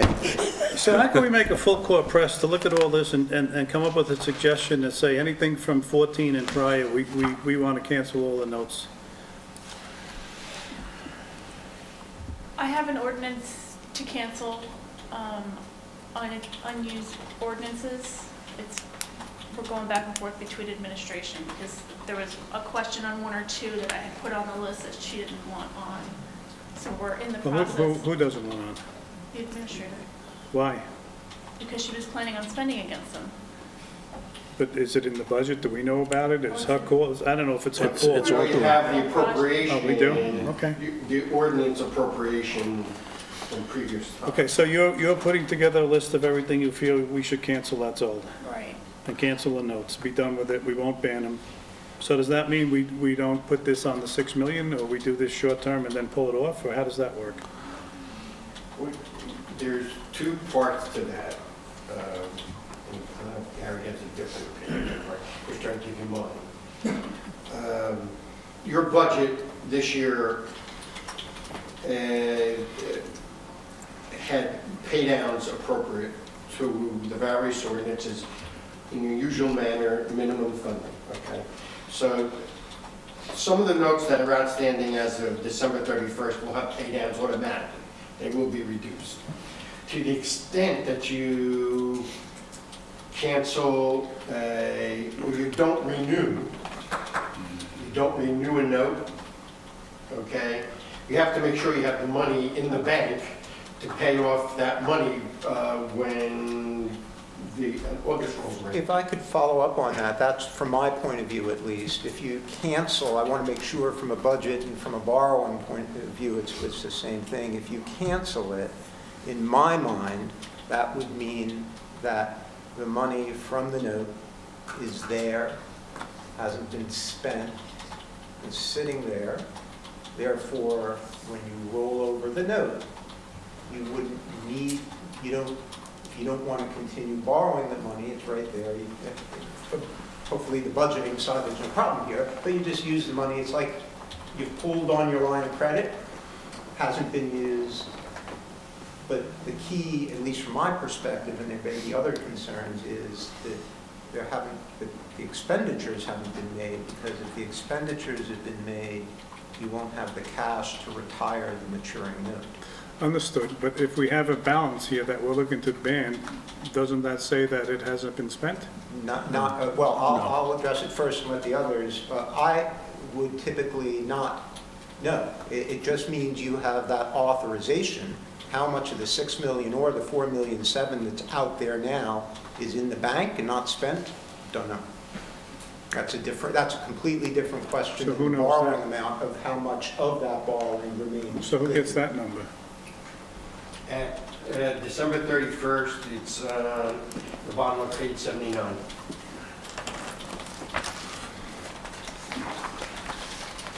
What happened since December 31st, I don't have. That's also very important, obviously. If you So- spent it- I have that on my list, page 79 also. So this says 3,109,133. Actually, the one just above it. 650. I'm sorry, okay. That's the number that you had How much are we unspent going to notes. save by canceling? Of the outs, of the outstanding, Interest on all that? outstanding. The interest is going up, though, that's not asking. No, it's 600,000 not spent. Who knows? So 80% or so. Yeah. You want to spend that money, is that could be a problem if we don't? Dave Ramsey would say Don't that make first. lead me into thoughts. So when do we stop? When would be, Mr. Mayor, maybe this should be a I question. can to you. say it. So we're going out, next year you said we have a lot of debt coming off our, a lot of large bonds that were done years ago coming off our rolls. Is that when we should take this 6 million and turn it into, a long-term bond? So we're not doing the same exercise over and over? Or is that, its useful life is too long then? When do we take this 6 million and take it out of bands and make it pure debt? I'm sorry, Mr. Mayor. My plan was Sure. to roll over the ban and use the extra room in the budget, because we're gonna have half of our bond payment, we're gonna have an additional $400,000 leeway, and take that and spend it between additional pay downs on ban, capital improvement fund, and the interest. So that was my long-term plan, was to roll over the ban as long as the budget could tolerate the threshold that I think is appropriate, what we've been spending over So you would the say past make the couple same years. payment next year, even though we're gonna have half that payment? You're saying make the same payment and Like reduce the if ban? yeah, between long-term debt, short-term debt, interest payments, capital improvement fund, that whole section of the budget, if that was $2 million. Yes. Keep it the same. Yeah, keep it the same year over year. And the difference in the numbers, what gets spent is dependent on the interest, the capital improvement fund needs, and the pay down on ban. All right, well, I mean, I understand what you're saying, but we have a lot of major items that are gonna hit us in the next year, year and a half. Well, that's something to consider. I mean, So, That's all part of the discussion that you have to have, where you're gonna be, what else you're going to do, when you're going to do it. I mean, that's. we have firehouse renovations, we have DMF renovations, we have intersection Well, improvements. the DMF is. and the firehouse is part of that. It's the part of DMF that, is books part- already. Yeah, those appropriations are in. but we there. haven't paid any debt No, on it. that's part of the new debt. So that payment, once we add 2.6 million, is gonna increase our payment, because now we gotta pay for it. We have to pay the piper, is what I'm saying. Right, so- Because you wouldn't want to cancel those out. Well, you would only cancel it if you felt the project would not continue, that you thought that project needs to be scaled back or just revisited and scope changed The only dramatically. issue I see is we're gonna lose that 5% down payment on canceling all these unencumbered ordinances that we already paid. Well, it goes back to the capital improvement fund if none of the money has been spent. So, yes, I understand your point that it was raised in the budget, but it was raised with the intent of trying to do that project. And obviously, issues arise that may change the continuation of a project. Yeah, because like right now, if we said, hey, forget 1704, 1705, you know, the town would have spent $160,000 of wasted money. No. Yes. We would, the 5% we would get, We don't get it back. Go back. we get it back. Oh, we do get it back? We have to put up 5% cash. If it's not spent, it will Okay. go back to the The capital. only improvement loss fund. is the bonding Bonding attorney, attorney, yeah. advertisement. Okay, so we get the 5% back, As okay. far as we were paid, yeah. If you saw those bills, I mean, it's close to 160,000. And keep in mind, the 5% actually did not come out of our fund, it came out of excess surplus from the Okay. capital fund, So we should, yeah. So we didn't actually, canceling- yeah, we so did not canceling tax the would not hurt us, taxpayers. is what Well, we I'm- didn't I was tax just the worried we were. we didn't tax the taxpayers on it. So again, I just, can we just leave this on the side for a minute and go through some other Yep. numbers and then come back to that, because we're gonna have to do something. So I'd like to go to page 58, which is another famous schedule. So this, to me, you know, call it what you will, call it what you want, it's part of surplus as far as I'm concerned. And now it's $1.5 million, I believe. And the 350 from a tax appeal dropped in there. That didn't go to surplus, but it went to this reserve. I don't know why the accounting was done that way, but this is where I think we get in trouble, because we keep building these reserves, and it sits out on a balance sheet somewhere, and it just, out of sight, out of mind. So there's $1,039 from the sale of municipal building, which we know what that is. That's all free cash. We have $43,000 of insurance recoveries, which I assume we receive money from JIF for some insurance claims. I don't know, but that's free cash. There's $54,000 for motor vehicle inspection fees, which again, I assume is free cash, but I don't know what that even is. There's tax map and revaluation of 47. I don't know what that is, but I assume it's free. And now there's 350 that we put back from appeals. So technically, this $1,534,000 is free cash also. Is that correct? No restrictions, all free. Added to the surplus of 3.1. So now we have 4.6 million. Is that correct? It's Well, an it's- addition, or is it part of the 3.1? Oh, no, it's No, in addition. it's in addition. But just be careful with the term free. You would actually have to take action to take it out of these reserves if you want to bring it into your Understood. surplus. Understood. It's just, this is, again, we know the sale of municipal building is not earmarked for anything except we sold the building and got $1 million 20 years ago. So, and I understand we have to do it the right way, but when I say free cash, I mean, this is not restricted to anything other than the fact that we have to pull it out correctly. And Well, the put it only in- thing that pull was it into restricted, well, surplus. the last two probably had more of the restrictions. The tax map and revaluation, once the town undertook the revaluation, you may have authorized, and I don't know the numbers, but say you authorized $250,000 for an appraisal company to come in. If it only cost $204,000, that's the residual of what was probably originally budgeted. So if you have no other fees associated with the tax map or revaluation, then yes, you can cancel that and it can go back into your surplus. Okay. The tax appeals would be pending tax appeals that were before the state tax court. So depending on when they are adjudicated, determines whether that money is available. I think it has been adjudicated. Is that right, Ken?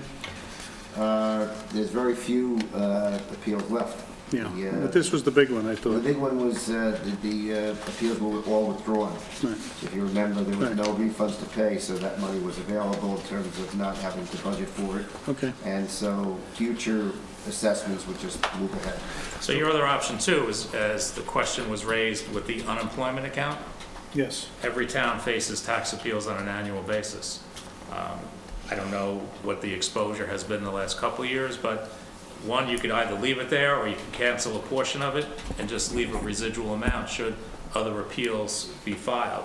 And you'll know that next April, at the due date. So just to be clear, though, you had mentioned the possibility of the tax map revaluation, tax appeal. Who makes the ultimate determination? So motor vehicle inspection fees, I can't, in my mind, imagine how the Township of Washington accumulated $54K in inspection fees. Well, unless money was collected and the bill was charged to a different budgetary account, so it stayed in that reserve. So Okay. that's a possibility. So who would be responsible for validating the use or the availability of these funds? That would be Ashley. Okay. So this $1.534 million is in theory available for us right now if we were to pass some kind of resolution saying we could use it. Once you cancel it, doesn't mean you can still use it. You have to wait for the following budget cycle. So if we were to cancel it right now, Mr. Vinci, if we, for the next meeting, ask Ashley to prepare a resolution to cancel these 5 items, let's just say, we prove we would then have access to them in January? Yes, as part of your budget cycle. Now go into the fund surplus? It would go into your current fund surplus. See, I mean, my intention was to have like a surplus, and we know what's in there. Because when you start looking at this balance sheet, and the next one is when I'm gonna get into the trust funds, there's more money there. There's just pockets of these things all over the balance sheet. So, but this is a big one. So now if we sit with a true surplus of 3.1 plus $1.5 million, you know, and if we say, listen, we're gonna keep 500,000 in there for possible tax appeals, so that goes there, that leaves us with 4 million, and then we know what to do with it. But right now, these things are out of sight, out of mind, and we're not using taxpayer money, which is very substantial. So, okay, any questions on that, anybody? No. Just So- one, there is no downside to doing what we're looking to do. Money's been sitting A there. dollar's a dollar, it just helps us to more readily identify it as part of surplus as opposed to looking in 10 different As a governing body, you places. guys all knew was there. Right. Yeah, But I just think wanted I think Mr. Bruno's been asking for years of how to spend this money. Yeah. I think we Access. finally just got an answer of how to access this Finally, money. finally. Exactly. Mr. Vinci just gave us the answer. We need to cancel it now, and it'll get absorbed into our current fund surplus in January of 2019. I think that's fine. an answer, Mr. Bruno, so we Yeah, finally got that. That's fine. Well, we can control one fund instead of Yeah. 10. So on page, if we can, please, 71.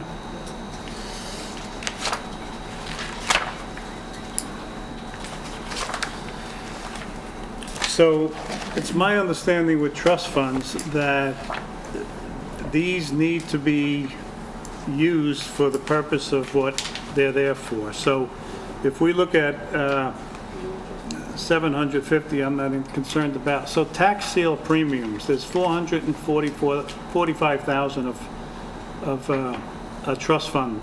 What is that? Tax sale premiums. When a tax sale, when a tax sale certificate is issued, companies bid on interest, and interest goes down to zero, and then they bid a premium. So we hold in escrow the premiums bid. When the tax sale certificate is redeemed, we return the premium to the bidder. So this we need. That you can't touch. So that's a statutory thing. Okay, all After right. 5 years, you can. Okay, so that we need. You So. can't do it after 5 years, but generally these things are. Okay. very much assumed. So celebration of public events, 88,000. That, we can put every town day and every town, summer concerts and anything we want against We're that, buying correct? popcorn with it. We can buy popcorn and butter. Municipal Alliance donation. But I'm sorry, just to take a step back. We talked about the reserves, that those can be not washed is the wrong term, but those can be released through a budgetary or legislative process and put into surplus. Do these have to be, these were set up to use for this specific purpose? So my question is, for the town day or public celebrations, are we ever going to spend $88,000 on a public celebration? Like, can that be washed through into surplus, or is it recommended it stay here? I believe in the budget this year, you reduced the amount appropriated for public events with the idea that you were going to draw down on this reserve. Okay. But and we did that. We are Yeah, spending but this from is reserve. my understanding with these is specific for what they say, because it's a trust fund. So if the trust fund says celebration of public events, we can't use this to, fix off our fire extinguishers. No. Okay. Mr. Really quick, Bob, 1 second. So in tax sale premiums, let's just call it $500,000. So it increased by $32,000 because we sold $32,000 worth of tax sales. Ashley, is my understanding you correctly, or? $32,000 was the premium bid on their certificates. Correct. So that was 2017. We went out for tax sales and we collected $32,000 in premiums, and we gave back $73,000 in premiums. Right. So people redeemed their tax certificates and we gave them back their deposit. So that still leaves $445,000. And what you just said, Mr. May, is after 5 years. I don't think we want to Right now, I mean, that one would take some actual investigation into when they were collected, what's still open, so on and so forth. Well, with our past history, we could have tax sales that are 20 years ago, and we could be sitting on $250,000 that we could cancel and keep ourselves with some legwork done to get it, that's what I'm looking at, is that, based on our past experiences, I bet you there's certificates there from the 80s that we've never returned. Well, yeah, but don't forget, no, this, the thing that's different about this is, if you want to buy, if somebody doesn't pay their taxes. Correct. It goes to tax sale. A company comes in and says, oh, we like that property, we think it's worthwhile having, so on and so forth. So They charge you 18%. can charge up to 18% Yeah, right. interest, but you can't sell an 18% certificate anymore because everybody will wind up out the door doing that. So what they do is they come in and they bid and they bid and as Ashley said, they bid down to zero. Well, to get it to be below zero, they have to put up a premium. So it sits here. So these companies are pretty much on top of what they're doing. It happens occasionally that it sits there and they don't foreclose on the property. If they foreclose on the property, you get the premium anyhow. But that 445 really would take some investigation. I wouldn't. I'm not saying but I'm saying it's something we should look into, Yes, because you can look at it. based on our past history, there could be some money there that we could take back. It could be. That's all I was saying. It could be. Okay, the $950 Alliance donation, no clue what that is. So nothing Free amount? care program, you can, use it for whatever the municipal alliance allows. You have some municipal alliance every year in your budget, I think, so you can use that to supplement that. What is that? War Rifkin handles our municipal. Oh, from the library? Yes. A lot of times it's programs with kids. Sometimes we support like their programs, National Night Out, that kind of stuff. Okay, rental deposits. I assume someone gave us money for rental deposits, we kept it and then did nothing, so that's ours? I'm thinking that maybe the Their house. deposit in the red house, which is a regular deposit, so it's not yours to take. It's What? Security payment? Security for the license. Do we know? Huh? Do we know? Well, I can tell you right now, there is a deposit, now how much, $3,000-$4,000? Yeah. It's $3,050. It's probably what it is. So it's the Red House? That's what I believe it is. Okay.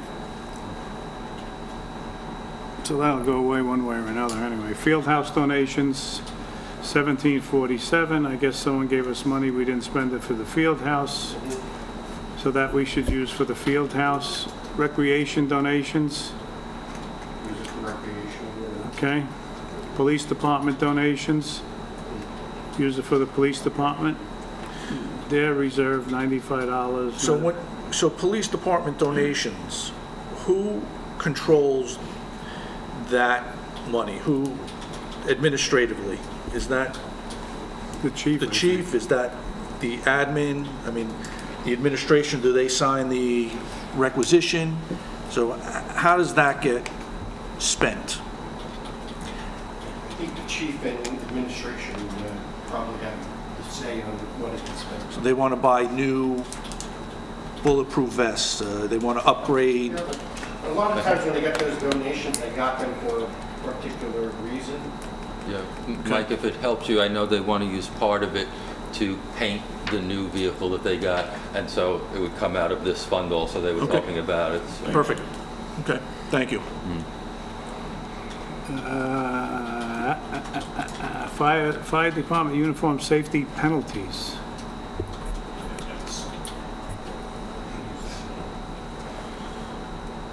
I don't know what that is.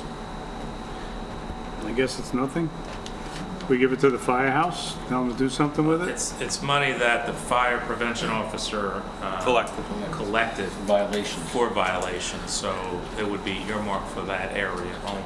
So could we pay his salary through that? There's a limitation of what penalties can be used for. I don't believe salaries is an allowable cost. Their uniforms, their mileage? Free smoke alarms. I mean, it's a small amount. Yeah. And, you know, do we just keep it there forever? No, I think you need to know, put it this way, the individual will definitely know what those monies could be used for. Okay. It's in the statute, but any of these trust reserves, you need to make sure that the township has what we call a dedication by rider approval, which is a authorization from the state that you're allowed to use these trust monies. If you think about it, you have a current fund budget. These monies are outside of the budget process. Okay. So you would need to have the state approval to make sure that you can use the money for recreation as donations. You can spend against it. How do we- Police department. how And do there's a we- list that they have on their website that the town has been approved for. It's in the back of your budget. Yeah, it's a page in your budget document, 38, something like that.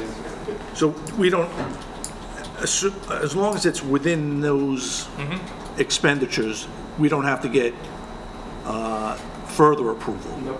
No, if they approved it in 1980, it lasts forever. Okay. Okay, snow plowing. Hopefully we'll use that, Mayor, for some outside services next year to help with the snow plowing.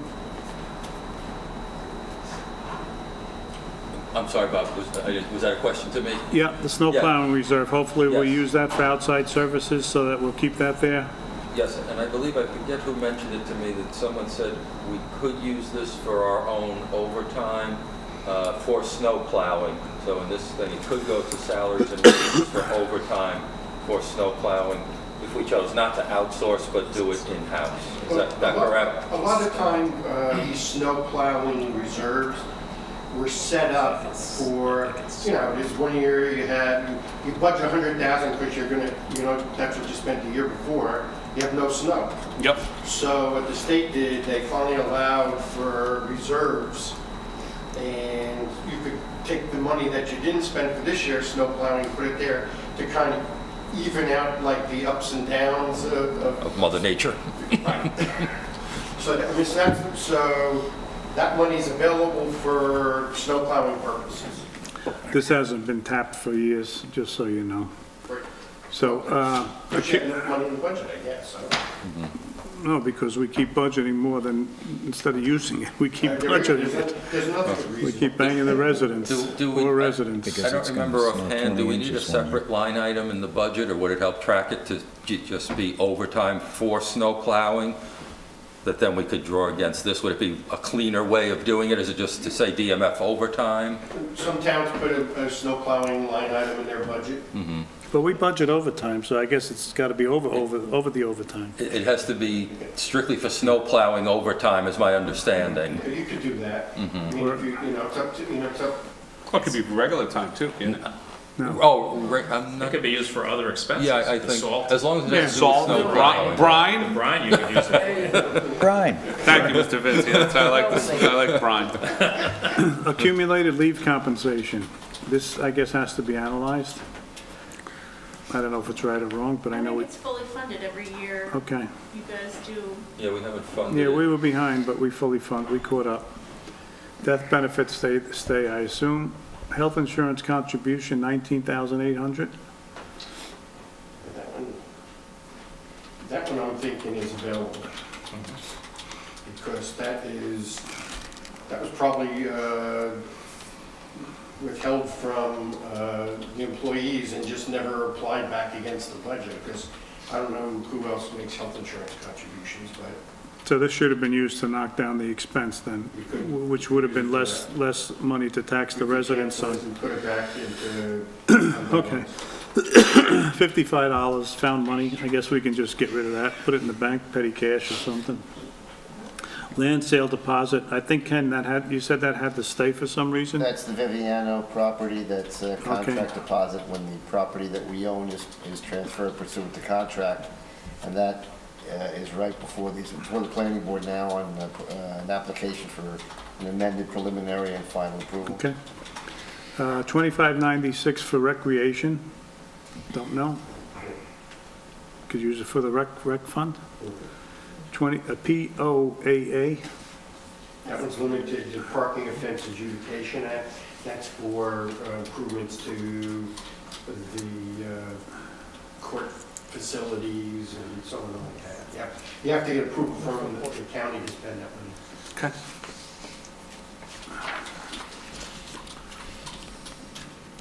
So you making notes on the approval stuff, because I'm not, Trying. I know. No, listen to it again. All right. Okay, moving on to page 78.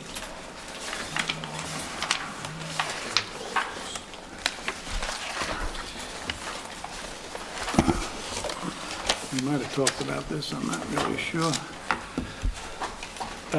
So this was, so I guess what I was trying to do, I was trying to reconcile the 6 million of bans using this statement. So, and I spoke to Mr. May about this. So basically, the bond anticipation notes payable is 4.7 million, 4770. And then we had a pay down during the year of, I'm not sure, several hundred thousand. So let's say it was 200. So that gave us 4.5 million. And then we did an ordinance for 1,237,000, which brought us up to about 5.8, 5.9. So is that, Ashley, is that how we're getting to the 6 million? But, yeah, if you look at this spreadsheet at the back of your packet, these are all the Yeah. ordinances and how much of each ordinance is included in the 2018 financial. Which one? This one, Bob. It's got the shading. You got- Yes, I think I printed a different one. Oh, okay, so there's the 4727. Okay, 4727, the 140 was the pay down, and then the 6 million are the other new ones, right? Right. Okay, so that reconciles to the 6 million. Okay, if we can go to page 79. I think we spoke about this, but this was the 648. So this is amount issued and not spent. Correct? You what? Those are all borrowed. So this money has been issued, but we haven't spent it. So do we keep it as issued and not spent, or do we just say, you know, another one, forget it? I mean, do we go deep and say, listen, you know, we want to have 1306, we issued money for 1306, we're never going to spend it, and just cancel this stuff? I mean, we didn't borrow, we're not paying interest, but it's just, we authorized, if I read it correctly, we authorized these amounts as far back as 99, but it's not used. So do we keep them there? The answer is the same, is you have to evaluate, are you spending it? Or are you not spending it? Because these are unexpended at December. You have to see if you spent anything between that, then and now, to start off with. And then if there is, Chris, like 137,000 for 1306 is various road improvements. I'm not sure, I mean, and as Bob said, when there's various road improvement projects, it says you're gonna do this road, that road, this road, this road, and if you haven't done those roads, then you can spend it on those roads. If you completed that whole project and you haven't spent the money, then you can cancel. Lou, just to clarify with Councilman, is this 648 the amount from our 4,000,007 that we borrowed on, that we've untapped, so it is borrowed money? Borrowed money. And now the question is, that's where it was as of the end of the audit year. So then the question would be, as Lou said, has anything been spent since then under these ordinances? And what's the expectation going forward? But that's, in simplistic sense, if the expectation were zero on all these ordinances, you would have no need to continue to borrow the money and you would just pay it off. But that, you'd have to see what might be needed. So Peter, who would tell us that? I mean, the reason why they're included is because we're anticipating spending on them. Not gonna happen.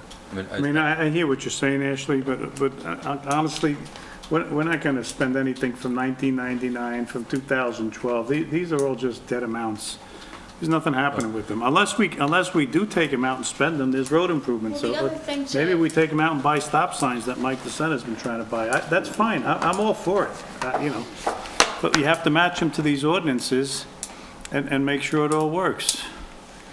Right? 12.12 is acquisition of new and additional, no, that's vehicle equipment, so I don't know. I think, Bob, what you're trying to say is, I think we should cancel these, because every time we ask to use them, we get the same response, that they're tied down to specific uses, and, We don't know what the uses are. you know, when you look back, that in 1999, we passed an ordinance to do firehouse renovations, and here we are in 2018, still talking about firehouse renovations. That's disgusting. That's That's a different reason. That's a different, but it still Yeah. amazes me that in 1999, we passed an ordinance to do firehouse renovations, and in 2018, they're still not done. And I think, you know, we start fresh, cancel them out, because then we don't get the same adage that they're tied to this and they're tied to that, and we can't use them. I think that's the way to go. So I hear what you're saying, Mike. I personally, I think that we need I think we need a clear strategy. I think we're getting a lot of information tonight. So there's issues of ordinances that have been approved but not expended, and Ashley has explained, as it probably was explained to us when we did the budget, that we're using some of those and we're now drawing down against them, which is what we see contributing to that 6 million. And then we have this funded but not spent, and it also sounds like there is a active process to go through and find if there are funds available that can be charged. And, you know, we're paying for it, so can we earmark these expenses against these funded bond ordinances? I guess my question is, we need, in my opinion, we need a holistic view of what we're going to do here, because we have the long-term debt that's rolling off. Correct. 400,000 next year, 800,000 the year after, if I'm reading the schedule right. And, you know, I think we have a great opportunity here, and one of them could be to take this and reduce our bonds, our bans by 600,000. I think that's great, but is that the optimum use? And I think we need to come up with that. You know, I don't think just saying, let's take 650 into income or retire bans for 650 is the absolute answer. I think that's what we'd like to do, but that may not be the correct approach. And I just think that we need to come up with what that correct approach is. We're asking a ton of questions, and I think we need to work with Ashley or whomever that is and come up with the strategy here. But, you know, we know what we could do with these. I think we need to know the actual identification of what that 650 is earmarked for.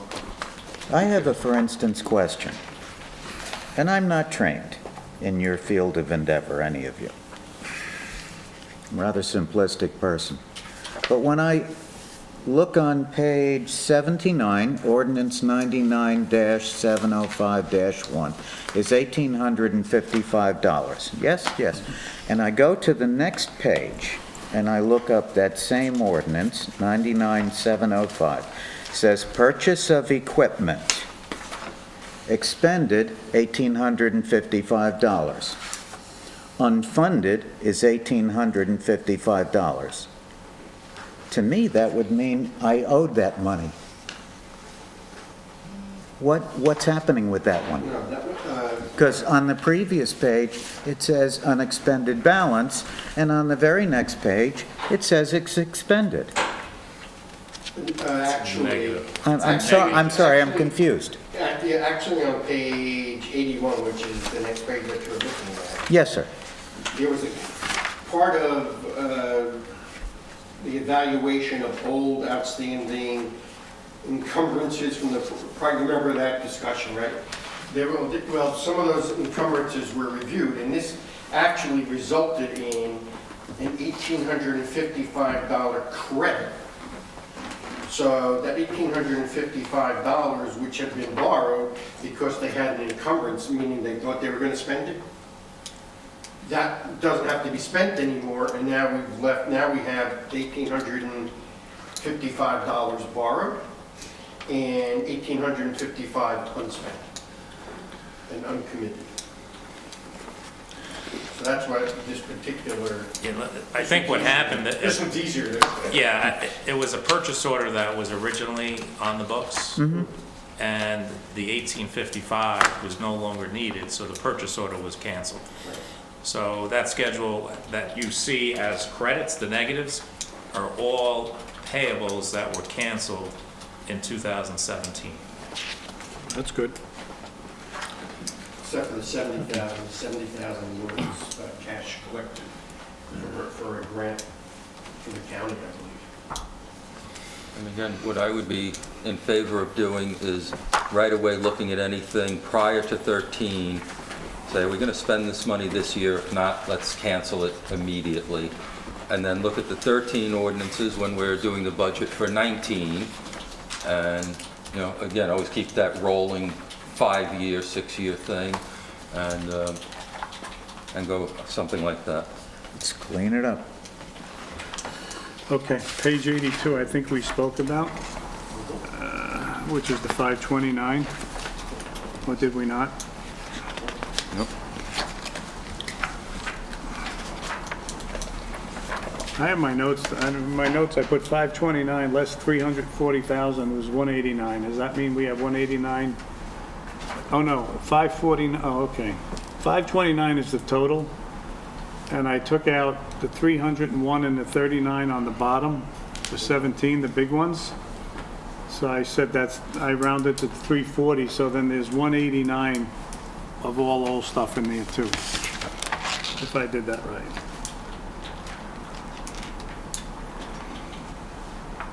Yeah, and a big piece of it is this improvement of stormwater drainage system in 2006. But I think that was used to write off money too. Well, that's, when you wrote off the money, that's where that 144,000 Came out of there, from. right? Okay.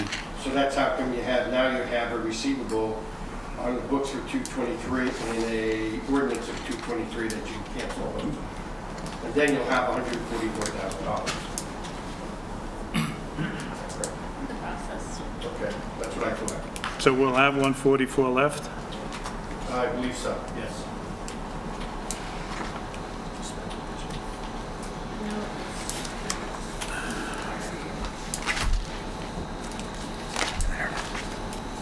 So I don't, gentlemen, have anything else left unless you do. I don't know what the next steps are. I just, there was we have a project tracker that we work with the administration on, and there was there were old ordinances that we're paying for some work that we're going to be reimbursed with by a county grant, $107,000. Is that current year capital? Yes. I took all of the grant receivables out of the capital account because I didn't want to run into this receivable problem where we include the grant verbiage in the bond ordinance and then are on the hook for whatever receivable we think we might get. So what was the source of funds? The cap, For what? Sorry. I think I lost you. Where was this? It's a grant receivable? Yes. So wherever it's from, it's open space or clean communities, I'm not certain. But, so we had to lay out that money because we'll have a receivable. Where did those funds come from? You don't necessarily need to lay out the money initially. When the county tells you, gee, we're going to give you $107,000 in your budget process, you can say, we're going to put up a revenue for $107,000. We're going to put up an appropriation for $107,000. Just to get the receivable, you don't have to lay the money. Now, eventually, you have to pay them. You will have to pay the bills so you can collect them. But But just to record the receivable. Okay, so perhaps, maybe, and Mary Ann is not here, and she provided the update, but it's Ashley located unspent monies in old road ordinances to allow funding of the project that will later be reimbursed by the county. So, in my mind, we are drawing down or using some of these unspent monies for that? Yeah, it sounded, from what you just read, it sounds like she's gonna charge a prior year ordinance, and then when you receive the grant funds, use it to pay down the debt. So that's, I guess, my question. Do we know, like, how does that happen? Like, how do we know that when that money's come in from the county, we're going to retire this debt? Because we're borrowing, we're going to capitalize it, and then the money comes in, and it's just going to flow, will it flow into surplus? Well, what I've tried to do is take all the grants out of capital fund, so when I get a grant award, I do a chapter 159 and put it through the budget process, and then it sits in the grant fund as a receivable and we pay out of the grant fund. So it's like, I guess like we didn't plan on encumbering a $107,000 bill in our budget, right? right, so So when the we get the award. contractor goes, well, we got a note saying, hey, County of Bergen's gonna refund you $107,000 after you pay the $107,000.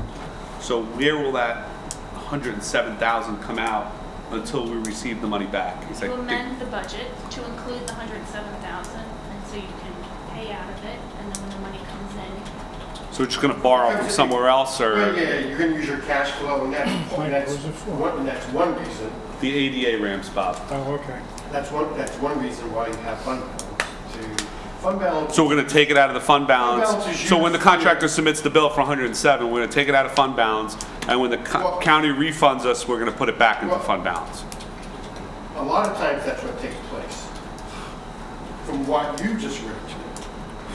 Well, see, Well, no, what you just read to me, it said she's gonna charge some other ordinance or use the funds from another ordinance to do that. Like from the 600,000 of money that you borrowed that you didn't use.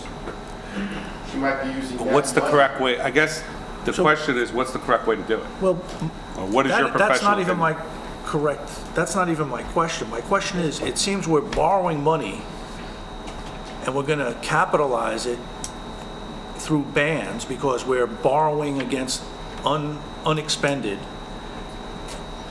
So I don't know how long we're going to be paying for this, and we're going to get a reimbursement, and I don't understand how that reimbursement is going to flow through the book. So if it came out of the trust, the capital fund, I would be happier because it sounds like we have an excess capital fund.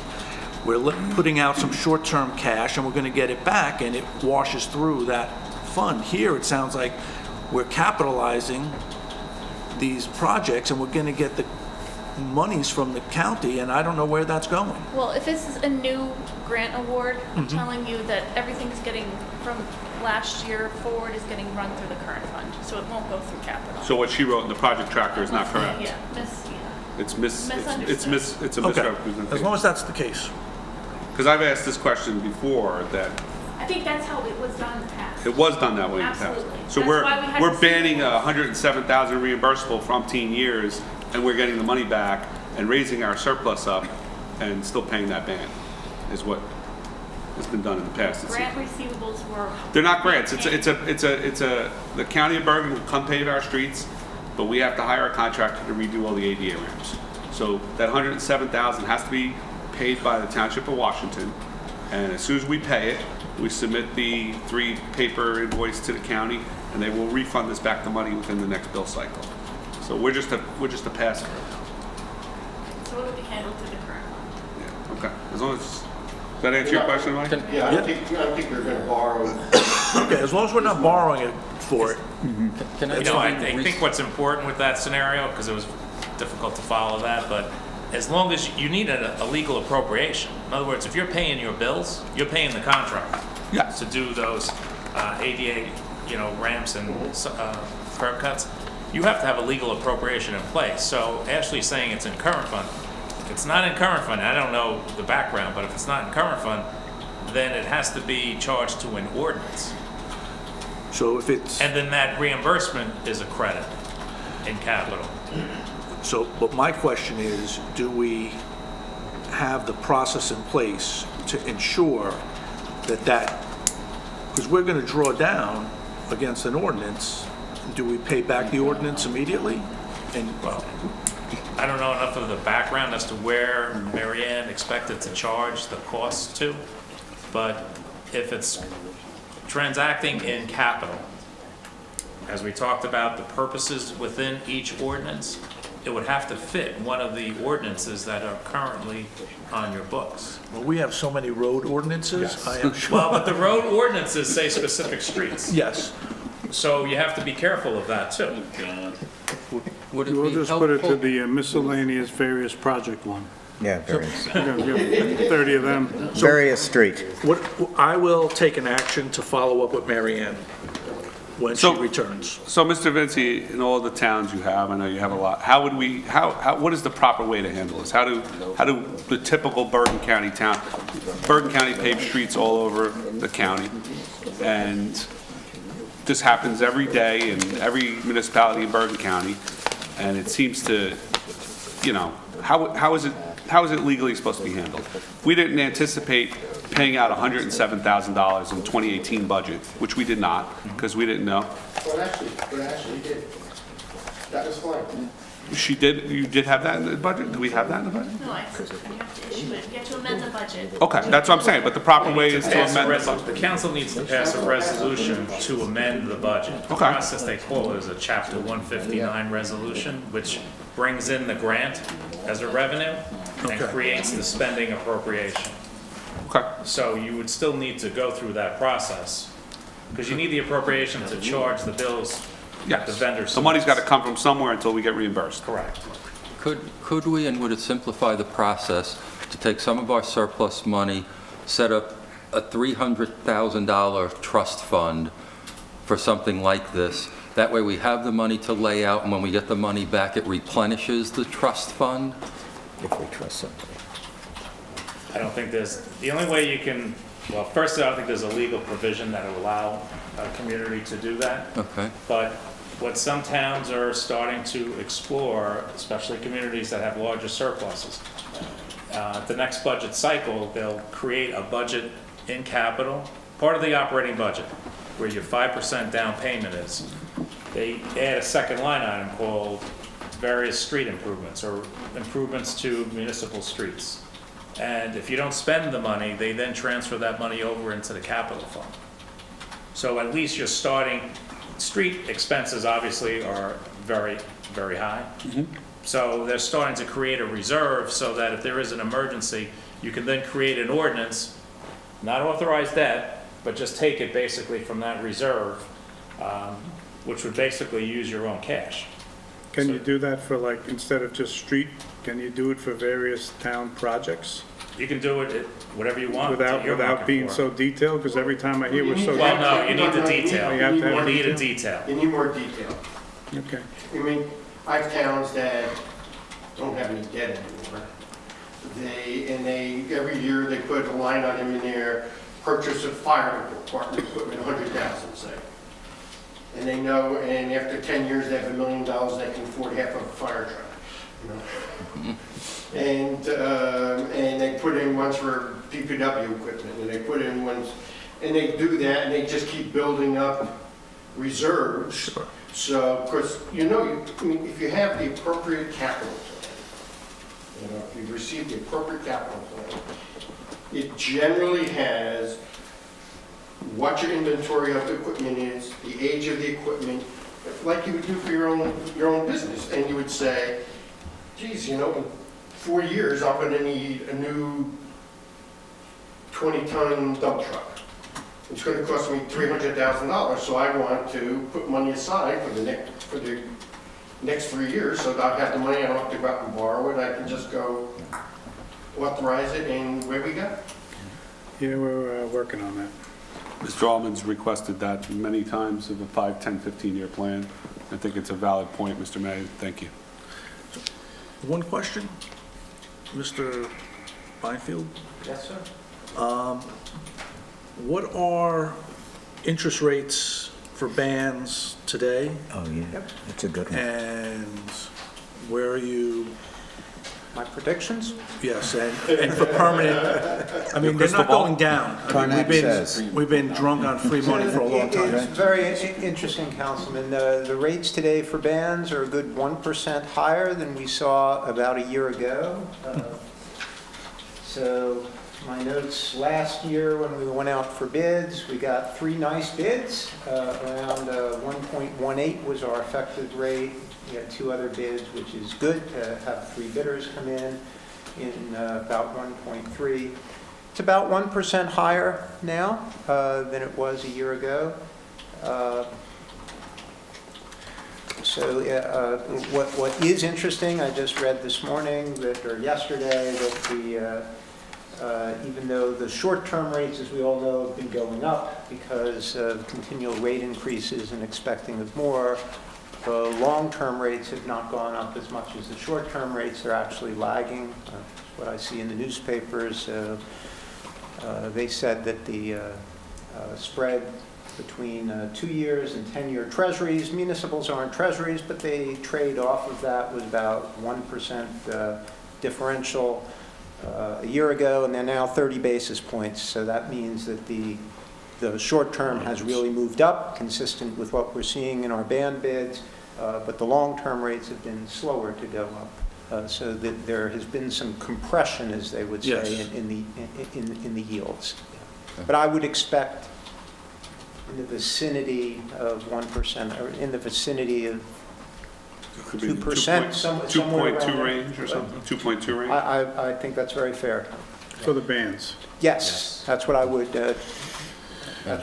Maybe to follow up on that question, Michael, how does interest rate fluctuations help decide when you do more long-term borrowing, turning a band into a permanent bond, as opposed, is it all just, like you said, crystal ball type work to? Well, I think to a large extent, Mayor, I think that would be true. I mean, the most fundamental thing, I think, for communities in determining when to go long-term is to take a look at the other things that the council has been discussing, which is future projects coming up, other debt service falling off, because those are the things that are going to impact directly on your assessment. Right. So that's most important. If we've been in a low interest rate environment for many years now. So even though it has been rising, it is still historically a very good rate. If we knew things were going to be higher, but we don't. But I think more fundamentally would be how it affects the budgetary plan. And Ashley, correct me if I'm wrong, but you generally look at those things as CFO and make those determinations. And if that's correct, do you run these scenarios past Bob also to get another opinion on when to do these things? I do evaluate them. I turn to Bob for interest updates, of course. My plan was to roll over the bands and pay down the bands as much as possible next year before reassessing going out to bond. Okay.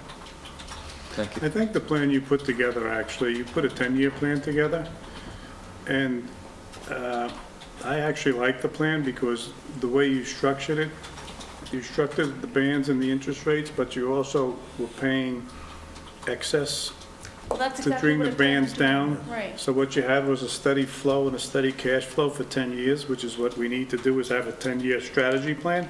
But your plan, it didn't take into future projects because we don't know what the future projects are. We should have a vision in terms of what we are doing with this town. But what you put together, I thought was pretty decent, and it had a set amount every year for 10 years, not assuming extra debt, which I thought was okay. But the other question I have too is, the money that we have sitting around that's not doing anything, which I call idle cash, are there overnight deposits we can put it into? Is it worth it to get an extra, 0.25% or, like sweep the accounts into a bank account? We're in Oritani, I assume, for everything. Can they sweep our accounts and then put it back in the morning and get interest? I'd have to look at the cash management plan to see what you guys approved for investment options. We could definitely, I'd have to look at the cash I management. don't know if we ever did one, but Yeah, that would be that's the good. beginning of the year. We do it every year. So, you know, the beginning of the year, all those resolutions you pass because you have them. Yes. It's one of those. All right, well, let me know what we approve then, thanks. Making millions of people. I don't have anything else. I guess we need to know the next steps. I thank you all for coming in to help. Thank you, ladies and Very gentlemen. appreciative. It's nice to finally get, a firm understanding of what we have in our balance sheet. Did we not glad ask, you're firm. did we not ask a question that we should have? No, what I was just going to add, just so you have an idea going forward, is that this year's budget for debt service was just under $1.1 million for the bonds as well as the notes. 19's required amount right now is, for the bonds, is $453,000. So, it's obviously the opportune time to either accelerate the pay down of the notes, or convert the notes to long-term bonds. Long-term bonds, obviously, you then lock in the interest rate. Notes, you're subject to market fluctuation, so. I mean, 30 basis points for 1 year versus, was it a 5-year or a 10-year? Probably I 10. mean, that's, if there's continued divergence or there's separation, but if they're converging, and you could convert, I think, I agree Ashley's analysis was very good. I don't know if it made the assumption that there's a convergence of those rates. So I think that's something we should definitely think about. Yeah. Well, also to consider, you guys are thinking about issuing a lot of debt next year. So We are? the capital plans that keep getting revised and sent my way, We just keep sounds like moving. it. We shift from year to, we So just that's move from something year to to year. consider. It might, push us into a place where we have to go to bond. It's called authorized, not issued. No, Mr. Bruno, we will not just authorize, we will Should issue we in ask the for a next year. program to pay down these things? If it's appropriate, should we ask If for you, a scenario? just another side thought too, if you are going to pay down the She's notes, gonna do that. I would seriously think about paying down the notes that have a 5-year useful life. Pay down those assets first. Okay. Sounds like Dave Ramsey. The paid-off Well, mortgage there's is the a- new status symbol. Well, the reason for that is when you sell your bonds, you take all of your average useful life, you calculate the average useful life, and the more of the 5-year ones you have, it reduces your useful life, so you can only It go out dilutes for it. a certain amount of time. On those, Okay. yeah. And so if you pay down the shorter ones, it gives you an opportunity to go 10 or 12 years, whatever the case you. Extend your amortization. Yes, okay. Thank you. Yeah. On behalf of the residents and the governing body, I thank you all for working together to keep our town in good shape. Are you guys going to vote on the resolution? Can you give me a second, Ashley? I was just gonna ask. Somewhere along the line, Gentlemen, do we want to entertain a motion to pass resolution number 18-253, resolution authorizing the issuance of not exceeding $6 million bond anticipation notes of the Township of Washington and the County of Bergen, New Jersey? Just one question. Sure, Mr. Elm. If we were to authorize this and we walk away and come back with a plan that we want to implement in February of next year, is there prepayment penalties? It's a great, that's a great question.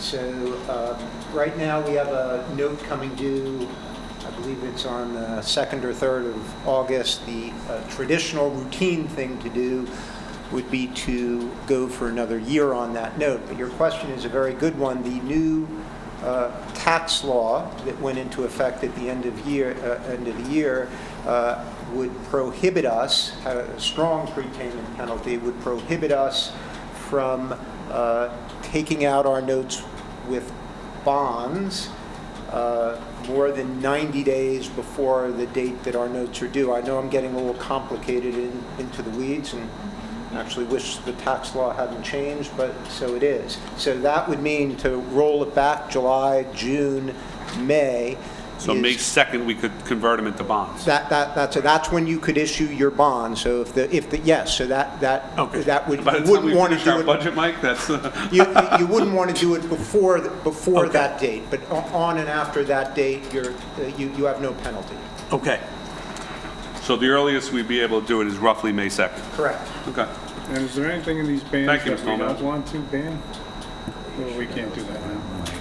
They could. I don't think we'll, So, Can't do it. there's too much. Yeah. Let me just toss it to Gary here for a minute.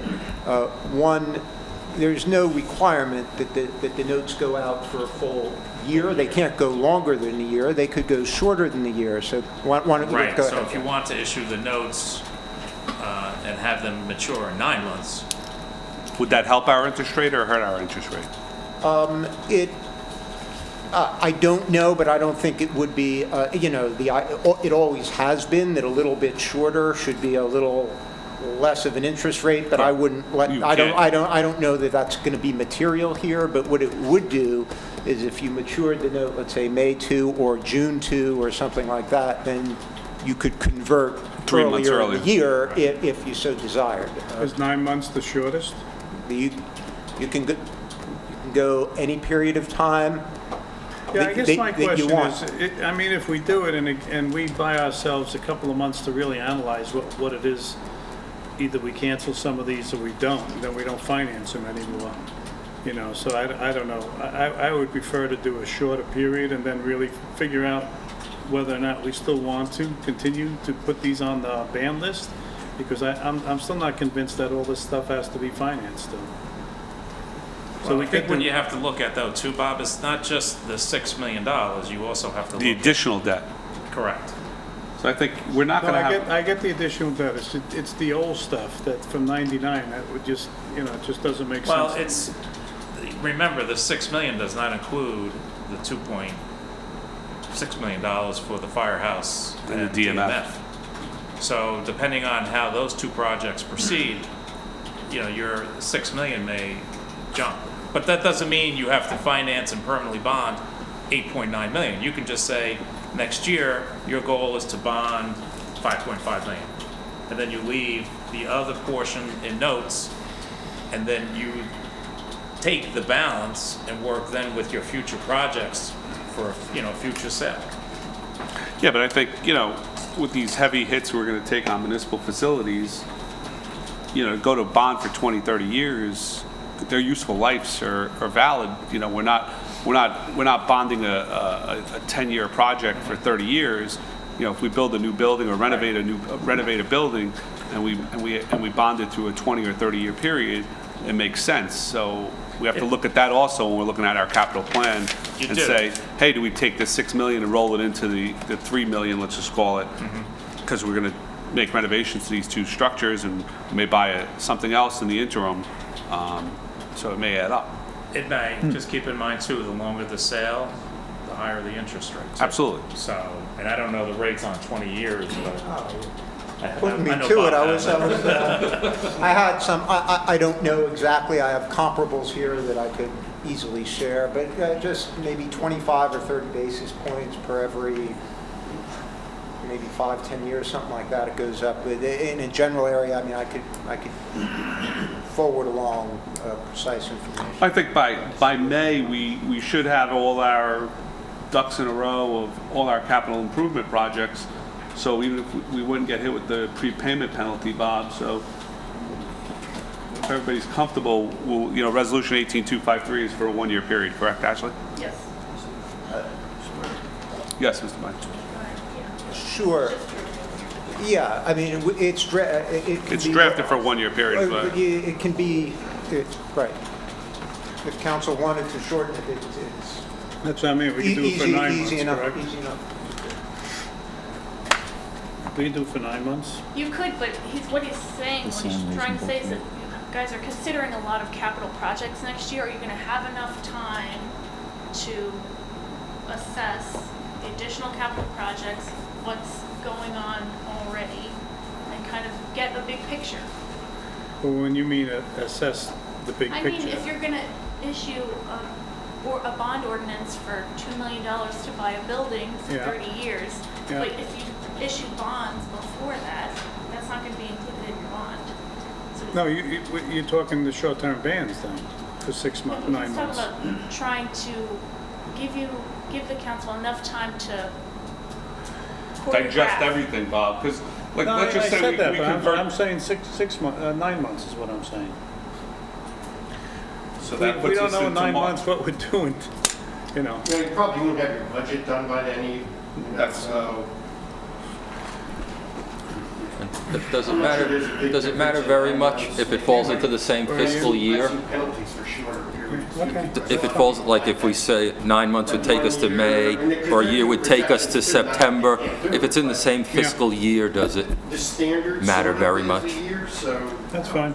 Right, Well, as long as Mr. Beinfeld said, as long as May has no prepayment penalties, right, we're talking May 2nd. so- right. Okay, thank you. Yeah, you can sell your bonds in June. You'll be able to sell your bonds in June or July if you want, because the notes aren't gonna come due to August. Right. But in May, we have the ability to say, hey, we're gonna bond X amount of dollars and go out to the market and start getting without any Yeah, prepayment. do it. Yeah, right. Anytime before August the 3rd next year. To be, just to put a fine, yes, to put a fine point on it, the notes are not prepayable. You can't bring them in. They don't have a call feature, but prior to 3 months before, you could not issue bonds To pay those to notes. pay them on a tax-exempt basis anymore. You could before the end of the year, you can't do it anymore. So you could get your bond money in on May 2nd, hold it, invest it for And then- 90 and then days, in August and then pay- and in August pay your pay the notes bands off on off, their yeah. due date. I just, yeah. Thank you. And also, it does take, even after decisions are made as to what to do, the preparation for a permanent debt gonna take- financing will take 2 to 3 months perhaps by the time you get bond ratings, prepare offering statements and so on. So it's much more of a lead time than a bond So, anticipation. Mr. Beinfeld, we could just start discussing that in March with you. So that would, and then in May, go out. Absolutely. Okay. Gentlemen, what do you say on introduction? Do anybody make a motion for resolution number 18-253? So moved. Second? I'll second. You decide, Sue. I go to the brother. I don't know, it was pretty even Steven. Yeah. Pick whichever one you like. Roll call? Councilman Bruno, Yes. Councilman, oh my gosh, can't do the Nicasio. Yes. Councilman Cumming, Yes. Councilman Omen, Yes. Council President DeSena. Yes. Thank you, ladies and gentlemen. Thank you very much. Ashley, thank you very much. Michael, on motion to adjourn? Yeah. Motion to adjourn. Yes. So moved. Aye, aye. Aye.